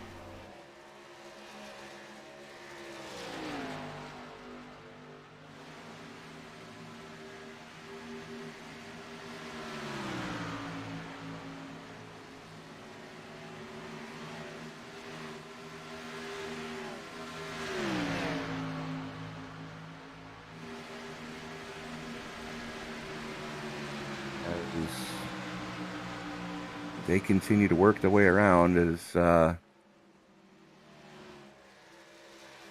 laps are just clicking off.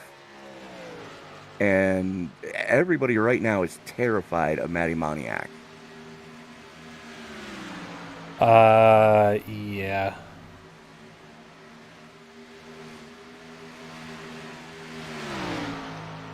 I mean, SDK is telling me every couple of minutes that he's crashed.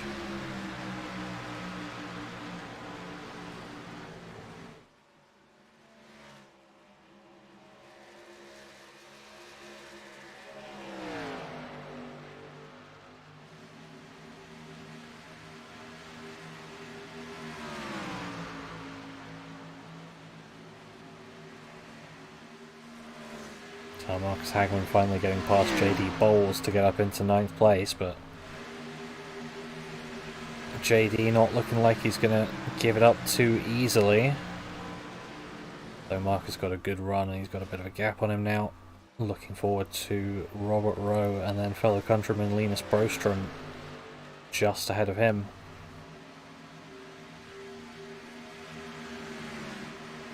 As these top two have got a 3.5 second gap now.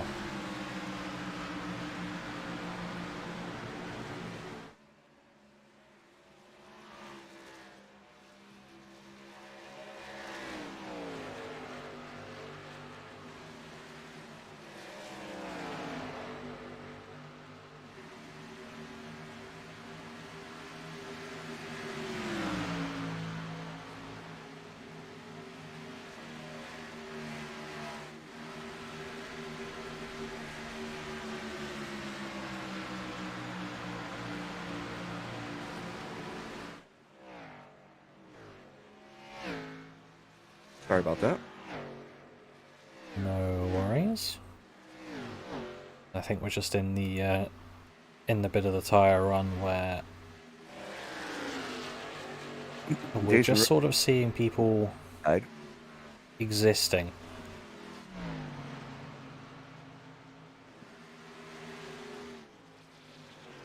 Well, it looks like Ricketts is going to be coming down for a green flag pit stop. just announced he was going to go pit side there. And it looks like everybody's starting to call their pit.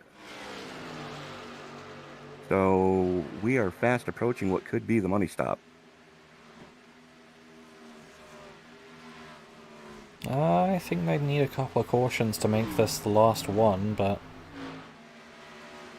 It all depends on how much they can save. yeah. I mean, we're getting close to that time, but it definitely is getting there. As the gap is now just under 4 seconds from Skylar Carnes back to Jalen Battle. Yeah, they've put an insane gap out, but I think if you're clutch in, rolling it through the turns and just trying to save as much as possible, it could well be a final stop. I mean, they'd have to go 50 laps on the fuel.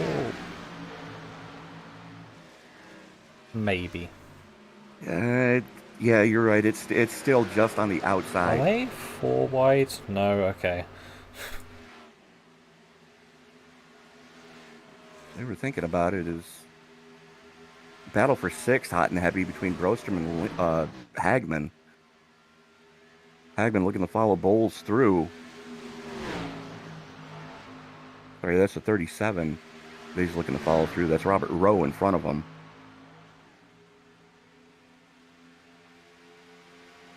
And we're under caution. What brilliant timing again. Oh, no. How are they doing this? And, oh, yeah. Oh, no. Oh, no.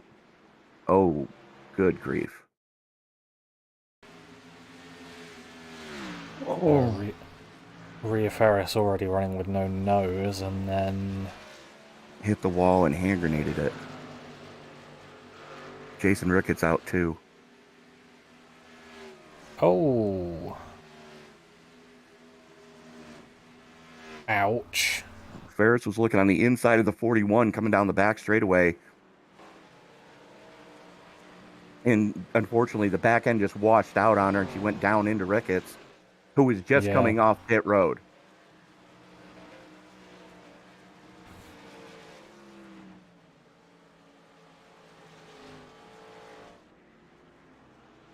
Just a series of unfortunate events. But I think that's going to make everyone's strategic lives easier. Yeah, absolutely. It's going to be a little bit of strategy playing into play here. Still just on the outside looking in to be able to make it from here.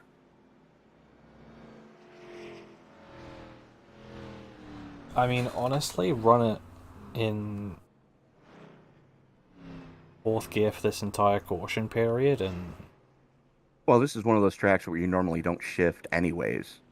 yeah, But yeah, I mean, it's possible to save maybe a couple laps, 2, 3 under a caution period. yeah, But still, on lap 118, they got to make it to 167. We're still looking one more stop out. I reckon someone's going to try it. I don't know who that may be. Well, we've seen Jalen Battle do it in the past. We've seen Skylar Carnes do it in the past. We know Linus is able to get every ounce of fuel out of that tank. Marcus Hagman is usually pretty good on fuel runs as well. Yeah. I think if someone is going to try it, then we may well see them come in again during this caution. Just to top off the tank as much as possible. But honestly, I think it's worth a shot for some of these guys.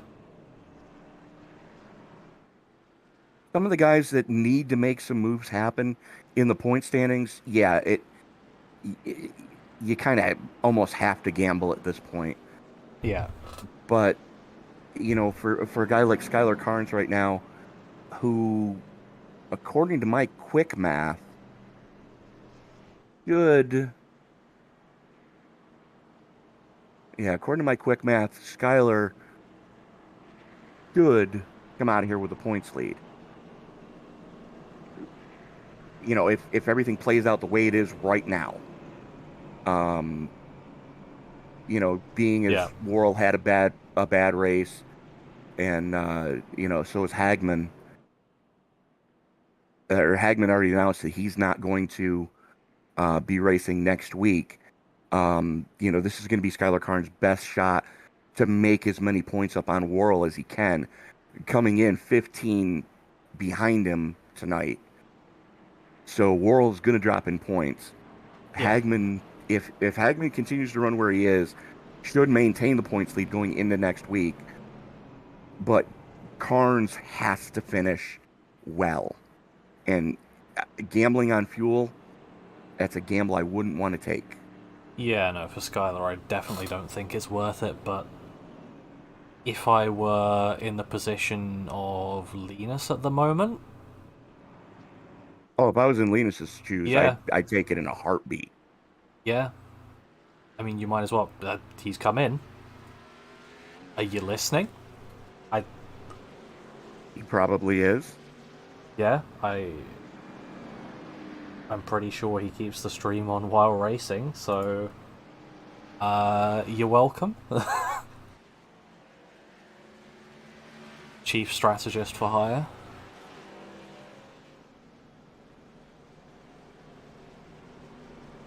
Topping it off with fuel's going to send him to the back of the lead lap, but if that means you don't have to pit one more time, absolutely worth it if it pays off for him. I mean, he could save enough to be able to stay out, but the thing is, I don't think we're done seeing that dreaded yellow flag.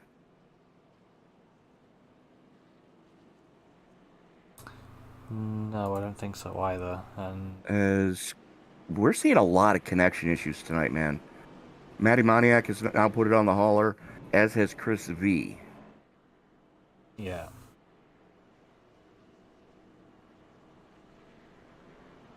Maybe something going on with the iRacing servers.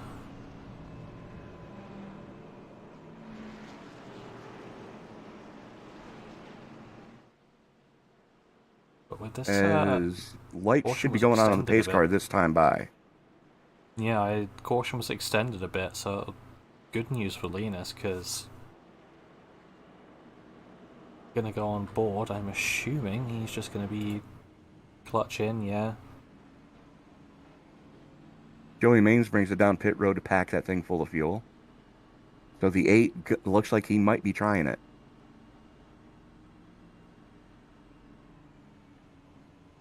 Well, the longer this caution goes on, the closer we are for it to actually be feasible. I mean, you'd need to go now, what, 45 laps? Which Once is we get underway? just on the extreme end of that window. Yeah.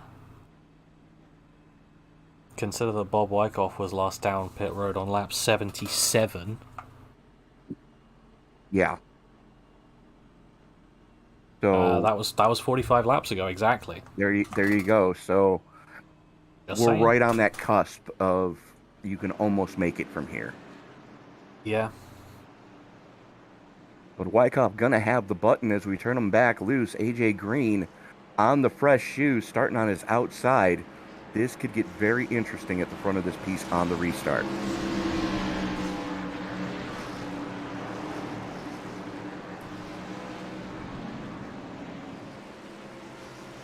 And we shall see as green flag is in the air. And Bob Wyckoff waiting to get us underway. Jalen Battle pushing the daylights out of AJ Green to try to get the jump on Marcus Hagman. Hagman did back off to stay off of Wyckoff, and oh, that's not good. Pushing maybe a little too much. Yeah, Green just got yeeted.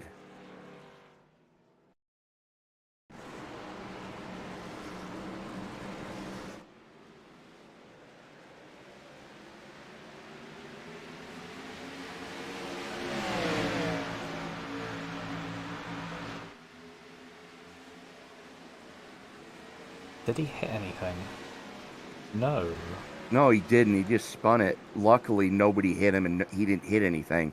But what happened there was Jalen tried to go to his inside going into one, and Green tried to slam the door, and Battle was already there. Probably another one of those spotter things, because they were right on the... Yeah, because on restarts, Right the spotter on the usually doesn't start talking until the middle of 1 and 2. Yeah.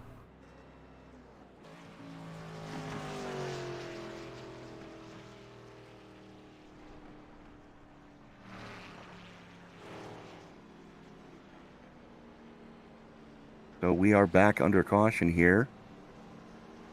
And anybody that comes down now to pack it full of fuel should be able to make it from here. Yeah. I mean, there were question marks about it earlier. I think now we're working with absolutes. Yeah, I mean, you should. But again, I don't think we're done seeing that dreaded caution flag fly. No, I don't think so as well. I mean, we're probably going to be seeing people getting a bit more aggressive as we come towards the end of the race.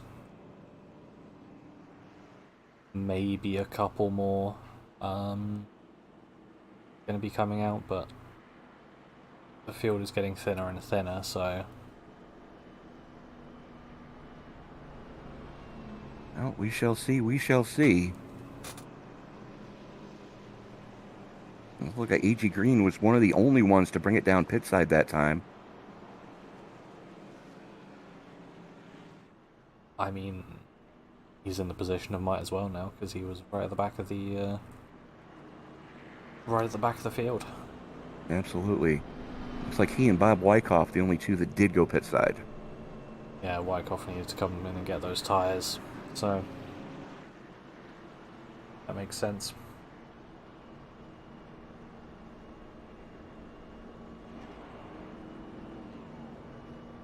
So Skylar Karn's going to have the button as we get ready to turn him back loose here. Lights are still on the pace car.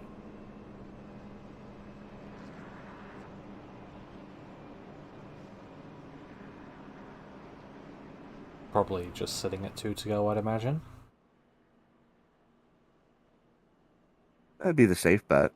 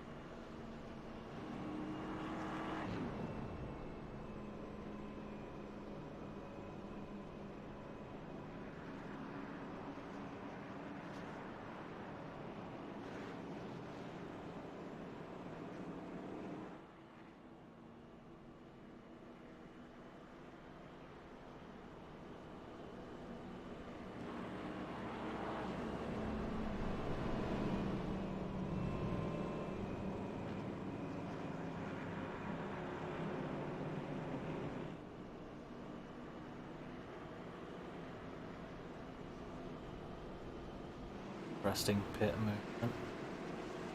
Bear with me, I'm dealing with something. Hello. Colin Z coming down into the pits, but no one on the lead lap opting to pack it with more fuel, probably thinking that it's going to be enough with the back-to-back cautions, staying single file because we didn't get a lap in.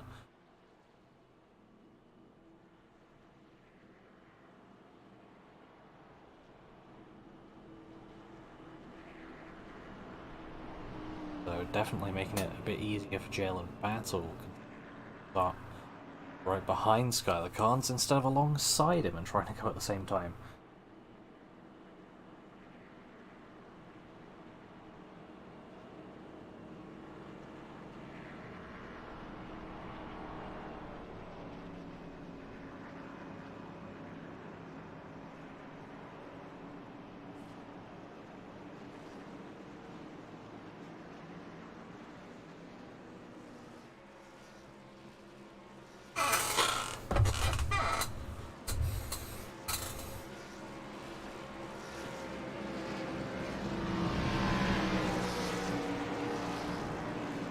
So here we are getting ready for the restart once again onto lap 128 of 167. Skylar Carnes with the button, green flag in the air.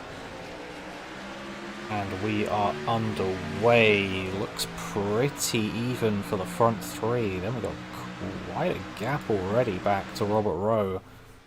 Already being challenged by JD Bowles and Marcus Hagman, trying to waste no time at all. Making a charge for that top three. For some reason, Rowe didn't go when the green came out. As Brostrom trying to pick his way through the field, as he's working the inside of Gene Duda right now, with Brian Chu right on his back bumper.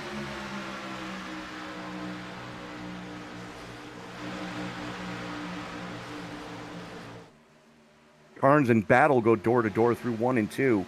Charles Robertson right there. JD Bowles has a little bit of a gap to try to make up as he's battling right now with Marcus Hagman to round out your top 5. And then you're almost a second and a quarter back to the 4 Derek Cook as he's leading the peloton right now, trying to reel the leaders back in. Yeah, this is a really interesting group, but take a quick look up at JD Bowles and Marcus Hagman going side by side once again. All just about getting the move done on the Exeter 2. Looked like he was about to chop off the nose of the 33, but Hagman knows the length of his car. He wanted to, but thought better of it. And as a matter of fact, you talk about Hagman knowing where his car is at all times. He's actually the one that told me how to adjust that file to adjust where the spotter calls you clear. So And again, I'll be putting that video up at some time on Monday this week. Yeah, well, Robertson looking to the inside of Battle, coming off of 4 and into the dog leg, side by side to 2 with a good run on the inside.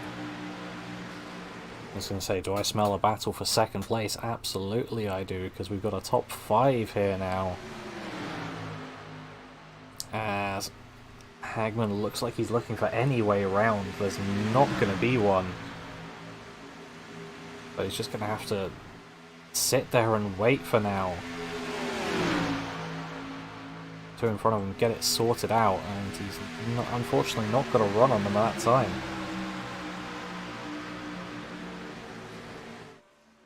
This top 5 right now is stretched out 3.5 seconds over the 27 being scored as the 23 of AJ Green. And behind him is just a logjam as JB Banner and Linus Brostrom almost side by side. These guys are not given an inch right now. Oh, Charles Robison's internet is not looking good. Oh, no, it's not. Is that a throughput? Because he's just disappeared. It's just about. It will be in about 30 seconds. Well, scratch that top 5. That's a top 4 now. Yeah, unfortunately. As Jalen Battle looking to the inside of Skylar Carnes for the lead of this race. Race to the line for lap 135. Give it to Battle this time round. Wait. Bowles dipping 2 tires into the grass. Almost gets into Hagman coming through the dog leg. Yeah, I accidentally did that in my testing. I don't recommend it. No, the grass is not your friend here.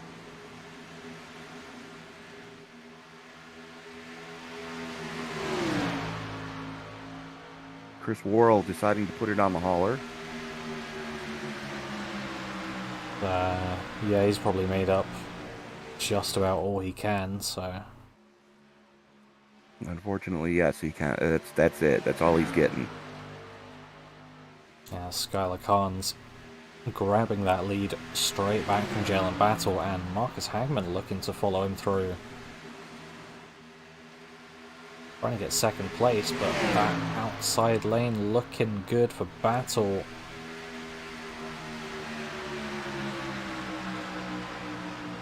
Going to be able to hold it, and JD Bowles now going to look to the inside of Hagman.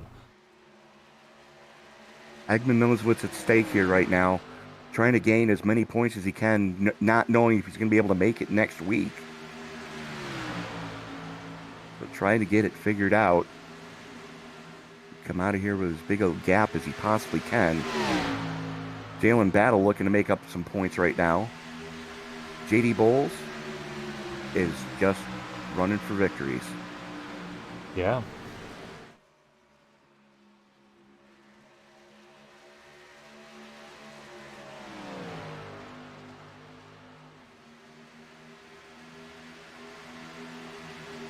As a matter of fact, I'm doing some quick math here.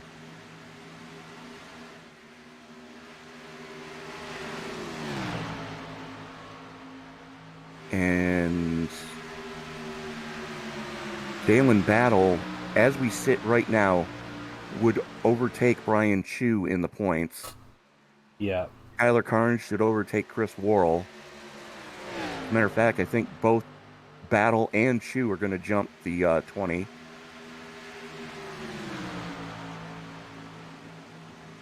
And JB Banner currently shown 1 lap down in 18th. Should be able to hold court in 6th.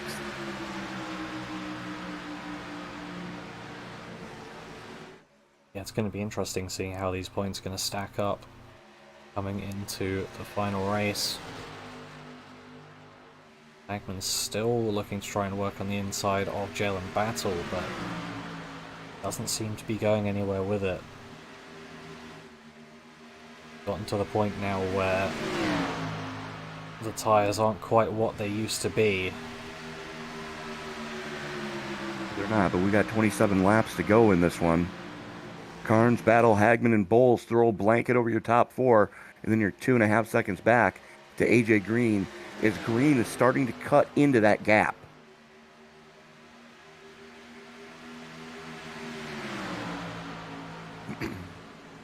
Green in a 3-car breakaway of his own with Jake Banner and Brian Chu. Chu just hoping to salvage as many points as he possibly can out of here tonight. And then you're another 2 seconds back to Gene Duda in the 53, who's got Robert Rowe all over him. Looks like Marcus Hagman finally getting some success trying to get past the 24. As I say that, gets an amazing run off of turn 2. In fact, so much so that Jalen Battle could be challenging for the lead here.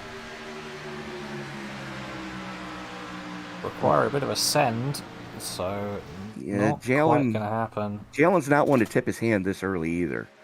No. So he's scouting the move he wants to make on the last lap. Yeah.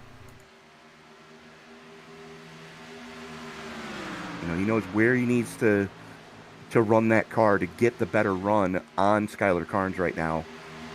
And Carnes has got to be looking in that rearview mirror spot as much as he's looking out the windshield. And Jason, I hate to do this to you, my friend, but unfortunately I need to step away and go take care of some other business. So it's been a pleasure working with you again, and I will see you next week at Homestead. Yep, see you next week. I'll finish this one off. Enjoy.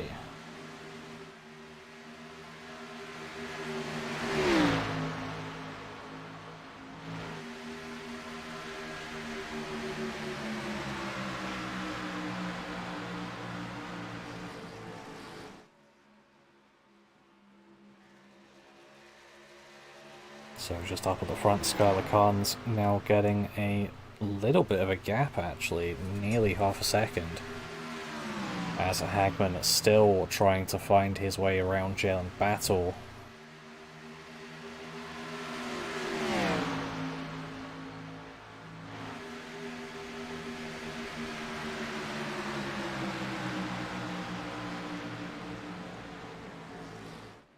As JD Bowles trying to make the most of the opportunity, going down the inside of Hagman.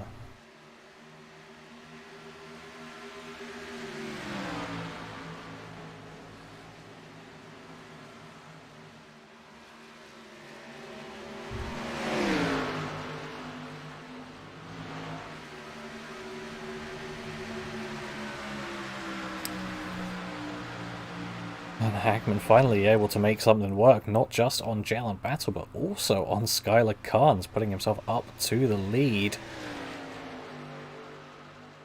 But is it a bit early to be in that position? Because he's going to be looking in that rearview mirror.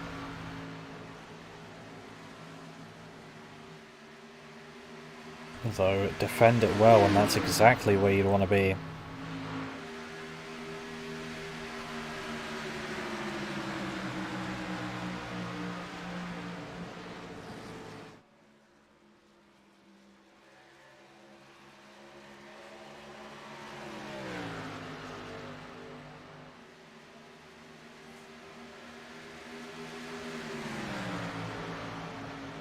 As these tyres are not getting any younger, so it's not getting any easier to overtake.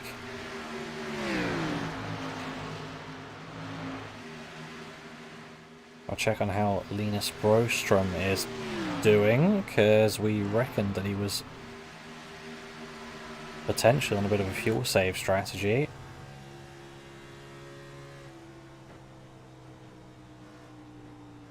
Taken on board, maybe, maybe not.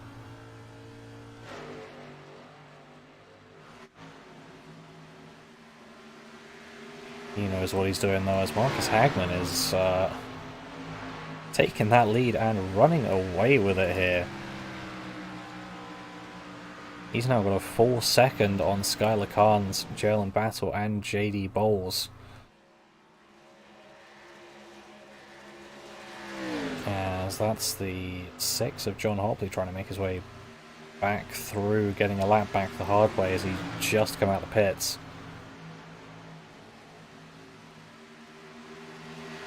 So a bit of a direct comparison for drivers with fresh tyres, of which I think these guys will have a set left, as Battle getting held up a bit so JD Bowles can get through on him.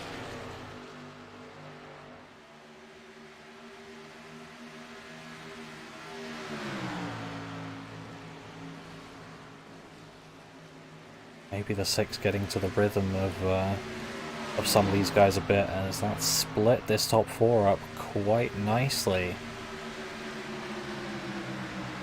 Marcus Hagman now running a 1.5 second lead.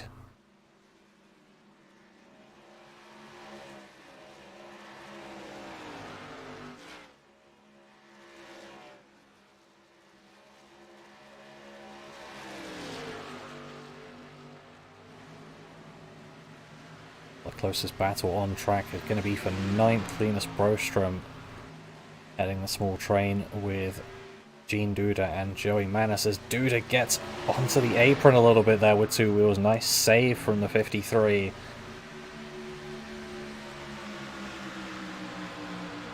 But car don't like running down there. Don't want to be trying that one too often.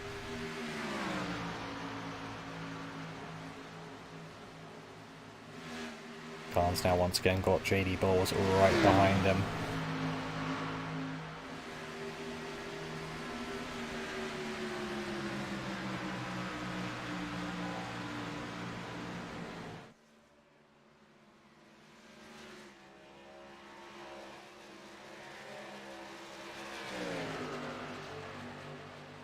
As in fact this battling has made it so that top 4 is no longer. We now have a top 6 battle on our hands. Skylar Khan's currently in full pursuit mode to try and catch back up to Marcus Hagman. He's got a 1.5 second gap to catch back up. It was 2 seconds not too long ago.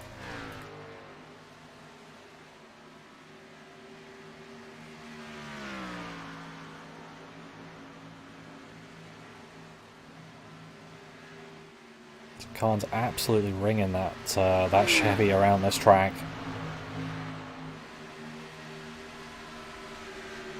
Because he knows as well as I do that every point is going to matter for both himself and Hagman here.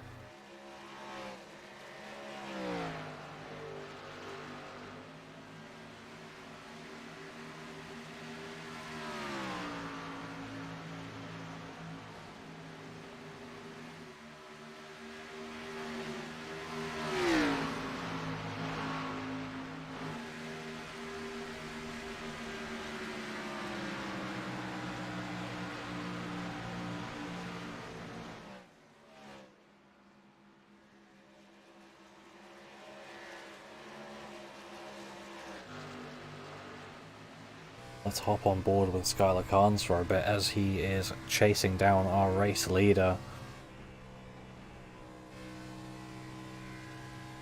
Going to be on 10 to go as we cross the line.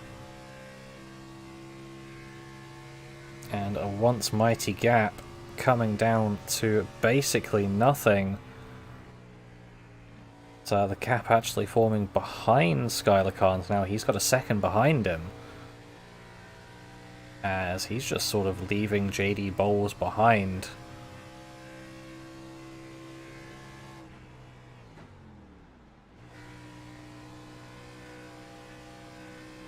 Like, sounds like a bit of fuel save for him as well.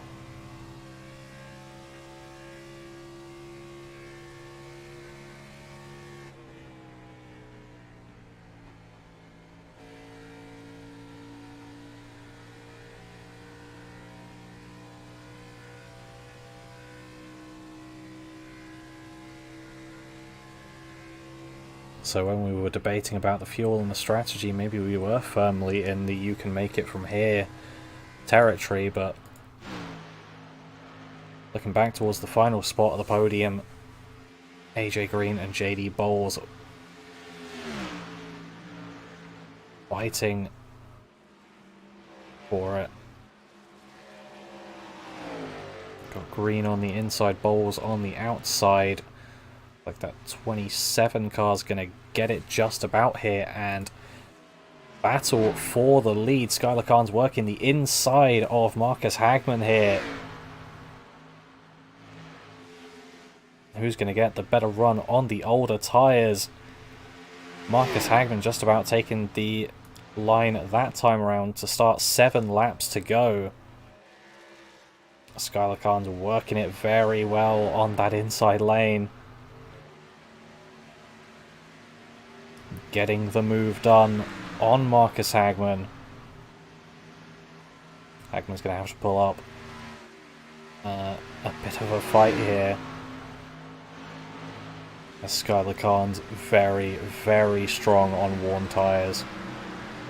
One of, if not the best driver on the grid. When the tyres are worn like this, he is the man you want behind the wheel.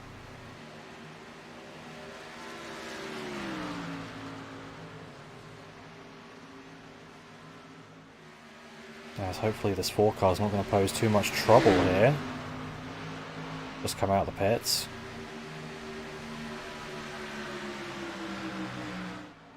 Looks like Robert Rowe having to come in for fuel from about 6th or 7th place. I'm not sure he got that slowed down in time, actually.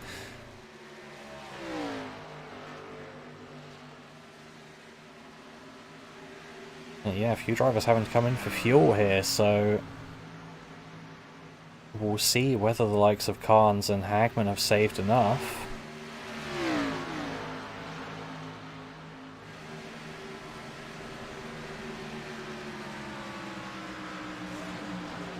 This one could yet have more twists to the tail, as AJ Green is the freshest of the pitters, I guess. Last pitting on lap 124, whereas Carnes and Hagman both on 118. As Green came in just to top off with fuel. And he's now right here. There's going to be no need for fuel save for him.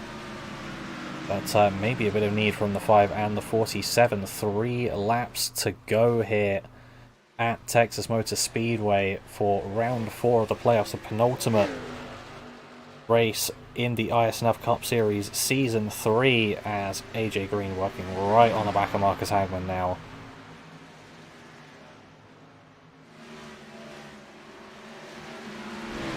Right up close to him. Oh, that was very close, and that is more than close. That's contact. There's been a DQ in that. AJ Green, I believe, has hand grenaded an engine.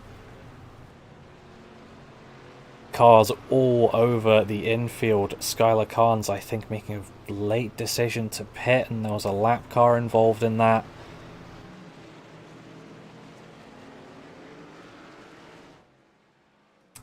I'm gonna need a slowed down chopper cam on that one.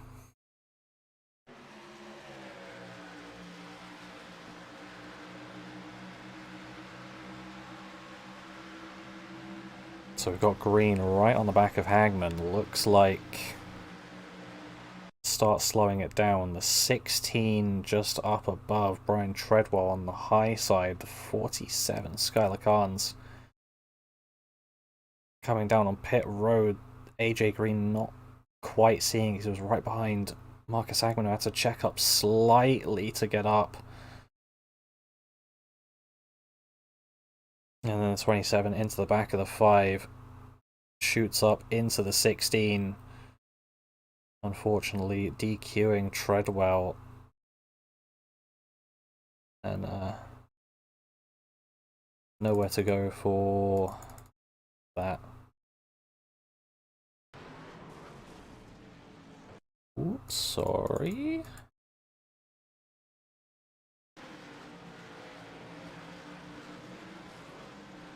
Who was that just coming through? That's the 43 of Iskandar, I think.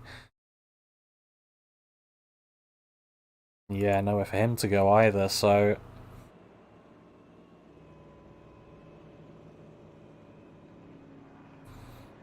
that is going to blow this one wide open. Who has tyres left? Who does not? Is the damage that bad? And yeah, unfortunately, I've got to agree with you there, Jason. That was ugly.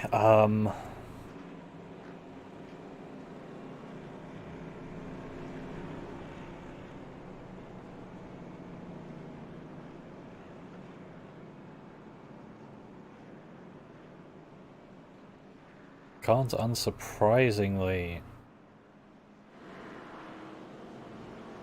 looking pretty unscathed because of it.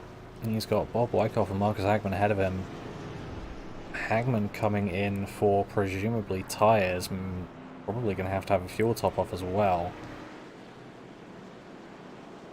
So he's only going to have Wyckoff ahead of him, who last pitted lap 124. He may be good on fuel. Tyres, not going to be looking so fresh.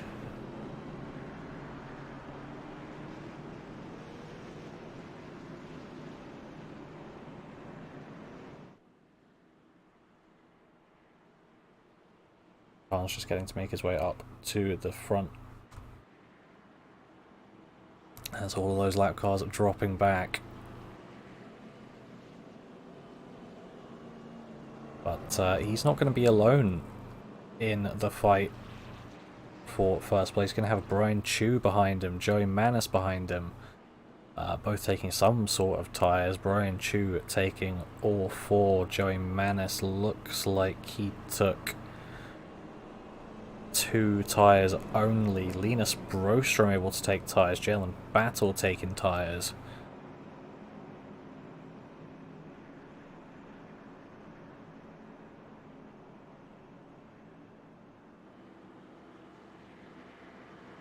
But that one was really unfortunate for Marcus Hagman.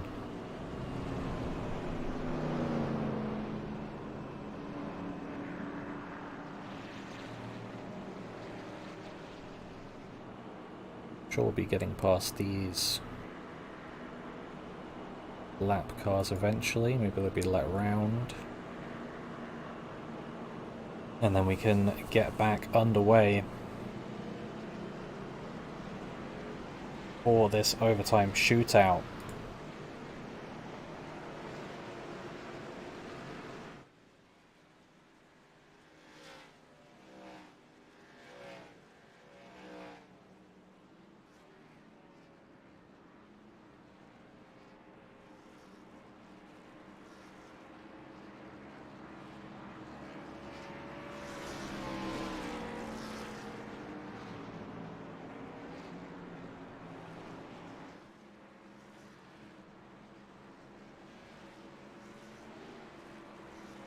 As we are now 1 to go with the lights off on that Ford Mustang pace car.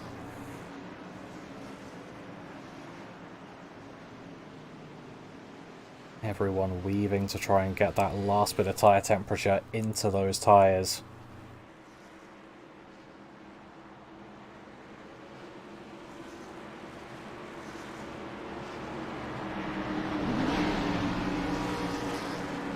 We're coming round with 3 laps to go here at Texas Motor Speedway. It's going to be Bob Wyckoff who sends us off. Skylar Khan's going right with him. And right past him. Those fresh tyres taking effect immediately. Brian Chu passed, Linus Brostrom passed, Jalen Battle passed. And Chu just on the hunt for Skylar Khan's, not trying to let him get away here. And Linus Brostrom looking backwards and looking forwards. Jalen Battle looking only forwards. Final lap, white flag is in the air. Jalen Battle working on the inside of Linus Broström here, going through 1 and 2. Looks like that move is going to be good. Is he going to have the run on Brian Chu?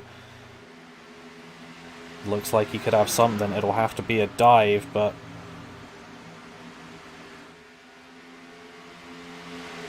he may try something. Not going to get anything, though. Skylar Carnes comes across to win here at Texas. Brian Chu coming home in second, and Jalen Battle in third place. Linus Broström and Joey Manis rounding out our top 5.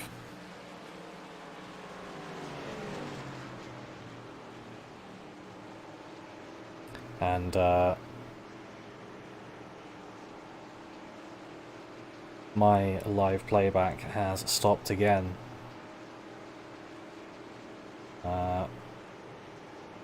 But that is no worries now.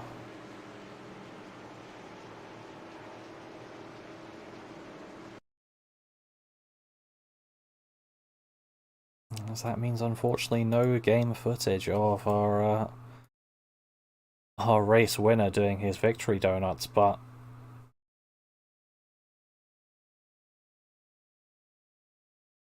I will see if I can bring him up for an interview.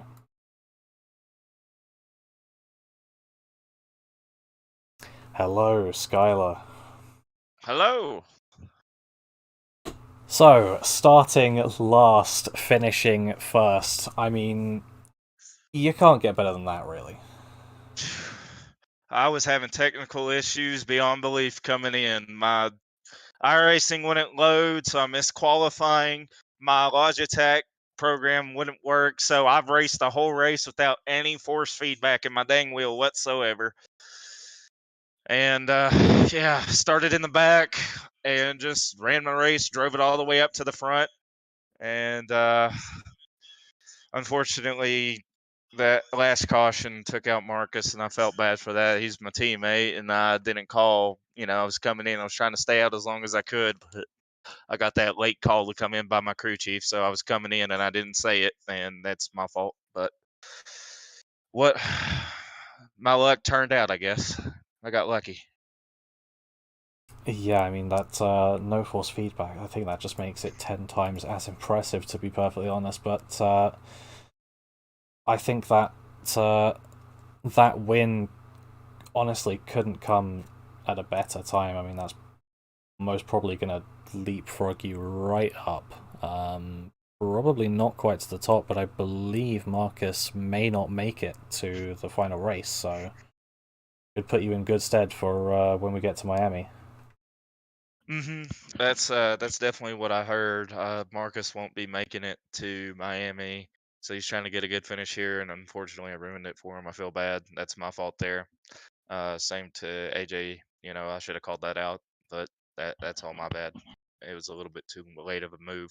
But going into Miami, yeah, Marcus won't be there, so whoever's sitting in second is probably going to be Jalen. It's going to be a battle between me, Jalen, and probably Chris Royal, depending on where he finishes and how much points behind he is there. So it's going to be one of those championship battles that we saw last season, where it's going to come down to who finishes where. Yeah, it's going to be great to see, but before I let you go and celebrate this win, is there anyone you'd like to thank? I definitely want to thank all my friends over in the SCP Foundation of VR Chat. I know they support me, root for me. I definitely want to thank you all for the broadcast. Thank all of Hendrick Motorsports for being great teammates and everything there. I want to thank Rhea for putting on the league. Chris Farrell, all the JGR guys, my girlfriend Lauren, she likes to sit and watch us, my family out there, friends who sit and support the number 47 here. And I think that's about it. Yeah, well, congratulations once again, and I look forward to seeing you at the final race.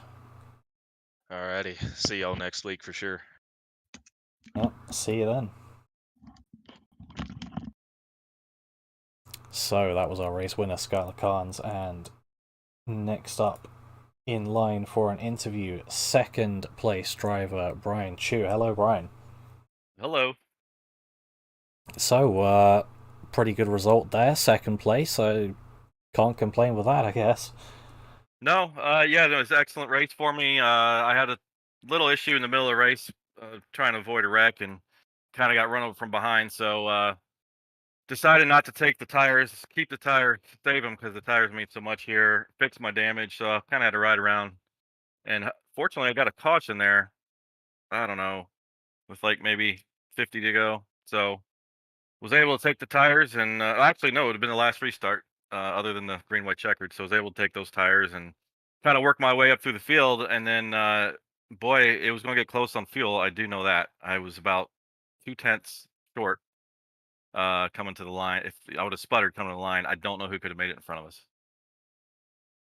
Yeah, no, myself and Tony were actually wondering where that rear end damage came from, but Yeah, I I guess now checked we up. know. I checked up for a wreck. I believe it was the Urias Brostrom. I think it was that one. And then I think Iskander just didn't check up as soon as I did. He got me from behind. So I on the next restart, I noticed it was hurting me. So that's when I eventually decided I'd make that decision to fix it. So it was much faster once I fixed it. Was able to get up through the field. I mean, I qualified second. Usually do pretty decent here. So I was glad I had the opportunity to get the fresh tires and fix the damage and have a shot at it. So Skyler, I mean, congrats to Skyler. He excellent driver, obviously, and I could not stick it in 1 or 2, and he just got away from me. Yeah, and I believe with that result, you're going to be running third in points, I think, going into the final race in Miami. What are your thoughts going into that? Yeah, I love Homestead. I from Florida, so I've frequented the track many times. One of my favorite places. Love racing on it in the sim. So we'll see. I mean, obviously, I'm gonna have to hope for some major stuff out of Skyler. I think he's well ahead, and the other guys. But I feel I'm a top 5 guy there. Just I'm gonna have to get some luck as far as the championship. But I mean, top 3 in championship, I can't complain. It's a solid season for me. Yeah, good luck for next week. And before I let you go celebrate the podium, is there anyone you'd like to thank? Yeah, thank Rhea and the league just for all the hard work. She puts in a ton of work on this, so appreciate her and all she does. Thank you guys for the broadcast. You and Tony do an excellent job, and I love going back and watching them. They're just so fun to watch, and just family and stuff. Just letting me do, supporting me through this, and that's about it. Yeah, well, thank you very much, and we'll see you next week for the finale. Yes, we'll see you next week, guys. Appreciate it. Lovely, and then last on the podium, but certainly not least, we have the driver of the number 24, Jalen Battle. So, Jalen, talk us through that race. Oh boy, man, it's been a while since I've been in the booth, but yeah, no, solid race. Started off with just kind of just minding our time there. Kind of need a win today. Kind of need a good point stay too, but not really. We need a win. All the guys in front of me in points are we're running up there, so yeah, just kind of need to win. Just try to stay out of trouble all day, keep track position. Got into 23 there with a few laps to go. I told him sorry, that was just all on me. I was just trying to push the restart there. And just misjudged the corner. So that sucked. Hope he's cool. But yeah, no. At the end, I think I would have had enough fuel. Maybe. I mean, we were back to about 7th, 8th spot. Might have ran out on the back straightaway, but and then came up two places short there at the end. Couldn't get past the 11 and 47. Man, don't know what to do with the 47. But no, I'll take third. It's a solid day, I guess, from our previous last few weeks. Been not too great, so I mean, I'll take third. Try to carry some momentum towards the end of the season here. Don't know if we have anything to do. I don't know if we're going to be in the points battle anymore, but I'll take third. Well, by the looks of things, it's going to be close enough to be a battle in Miami. It's just going to be completely who finishes out on top. I believe Marcus isn't going to be there. It'll be yourself, Brian, Chris, and Skylar, I believe, to battle it out for the win. So what are your thoughts going into Homestead? Well, I guess we'll just go for the win. Just race it like any normal weekend, really. Playoffs hasn't, again, like I said, playoffs hasn't been that great. Started off kind of mediocre and had a few bad races there. I think I did the best I could today, and I was only third. So we'll go to Homestead and hopefully make a shot at it. But I mean, just a solid year. Had some wins at the beginning of the season. So I mean, that's most you can really ask for. So we'll just go and run it like I would normally do. Hope we get the win. Yeah, and before I let you go and celebrate the podium, is there anyone you'd like to thank? Like always, shout out to Rhea and her team, keeping the league going. It's been going strong, and I think we've got some new guys coming in for next season. It's gonna be fun. Her and her team, and the Hendrick guys and the and our alliances. It's been really fun. Everyone that's been the Discord, it's been really fun hanging with them, talking with them, and kind of just vibing out during the race. It's been really fun. My teammates have been really cool to hang out with. Getting good feedback as well throughout the race. So shout out to our teammates, shout out to my teammates, stuff like that, and shout out to you guys with these broadcasts, man. I went back and watched one of them where I messed up, so hopefully I can actually come look back at this one and take something from it. But that's about it. Well, hopefully we're giving you some insight. Not sure about me, but Tony definitely will be able to give that insight. But congratulations once again, and good luck for Homestead. All right, thank you. So that is just about going to round us off and go through the final finishing order and then look forward to next week. So Barnes, Chew and Battle were your top three.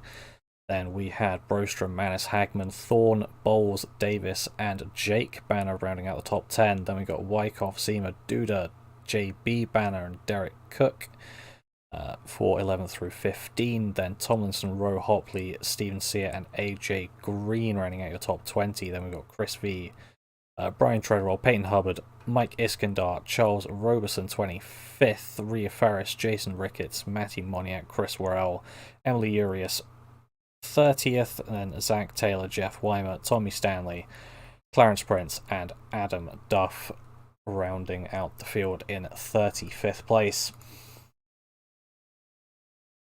But this has really set the scene for a brilliant finale at Homestead, Miami. It's going to be next week, same time, same place. It's myself and Tony on that one once again, and we are both really looking forward to this finale. It's going to be a great one to watch. It's going to come down right to the wire, so make sure you do not miss it. So, if you want to see more action tonight, I believe Tony is currently on Sunday Night NASCAR for the Ally 200 at Nashville Super Speedway. So that is one to watch if you are not done with action. But I think that's just about going to round it out for me. So thank you for watching, and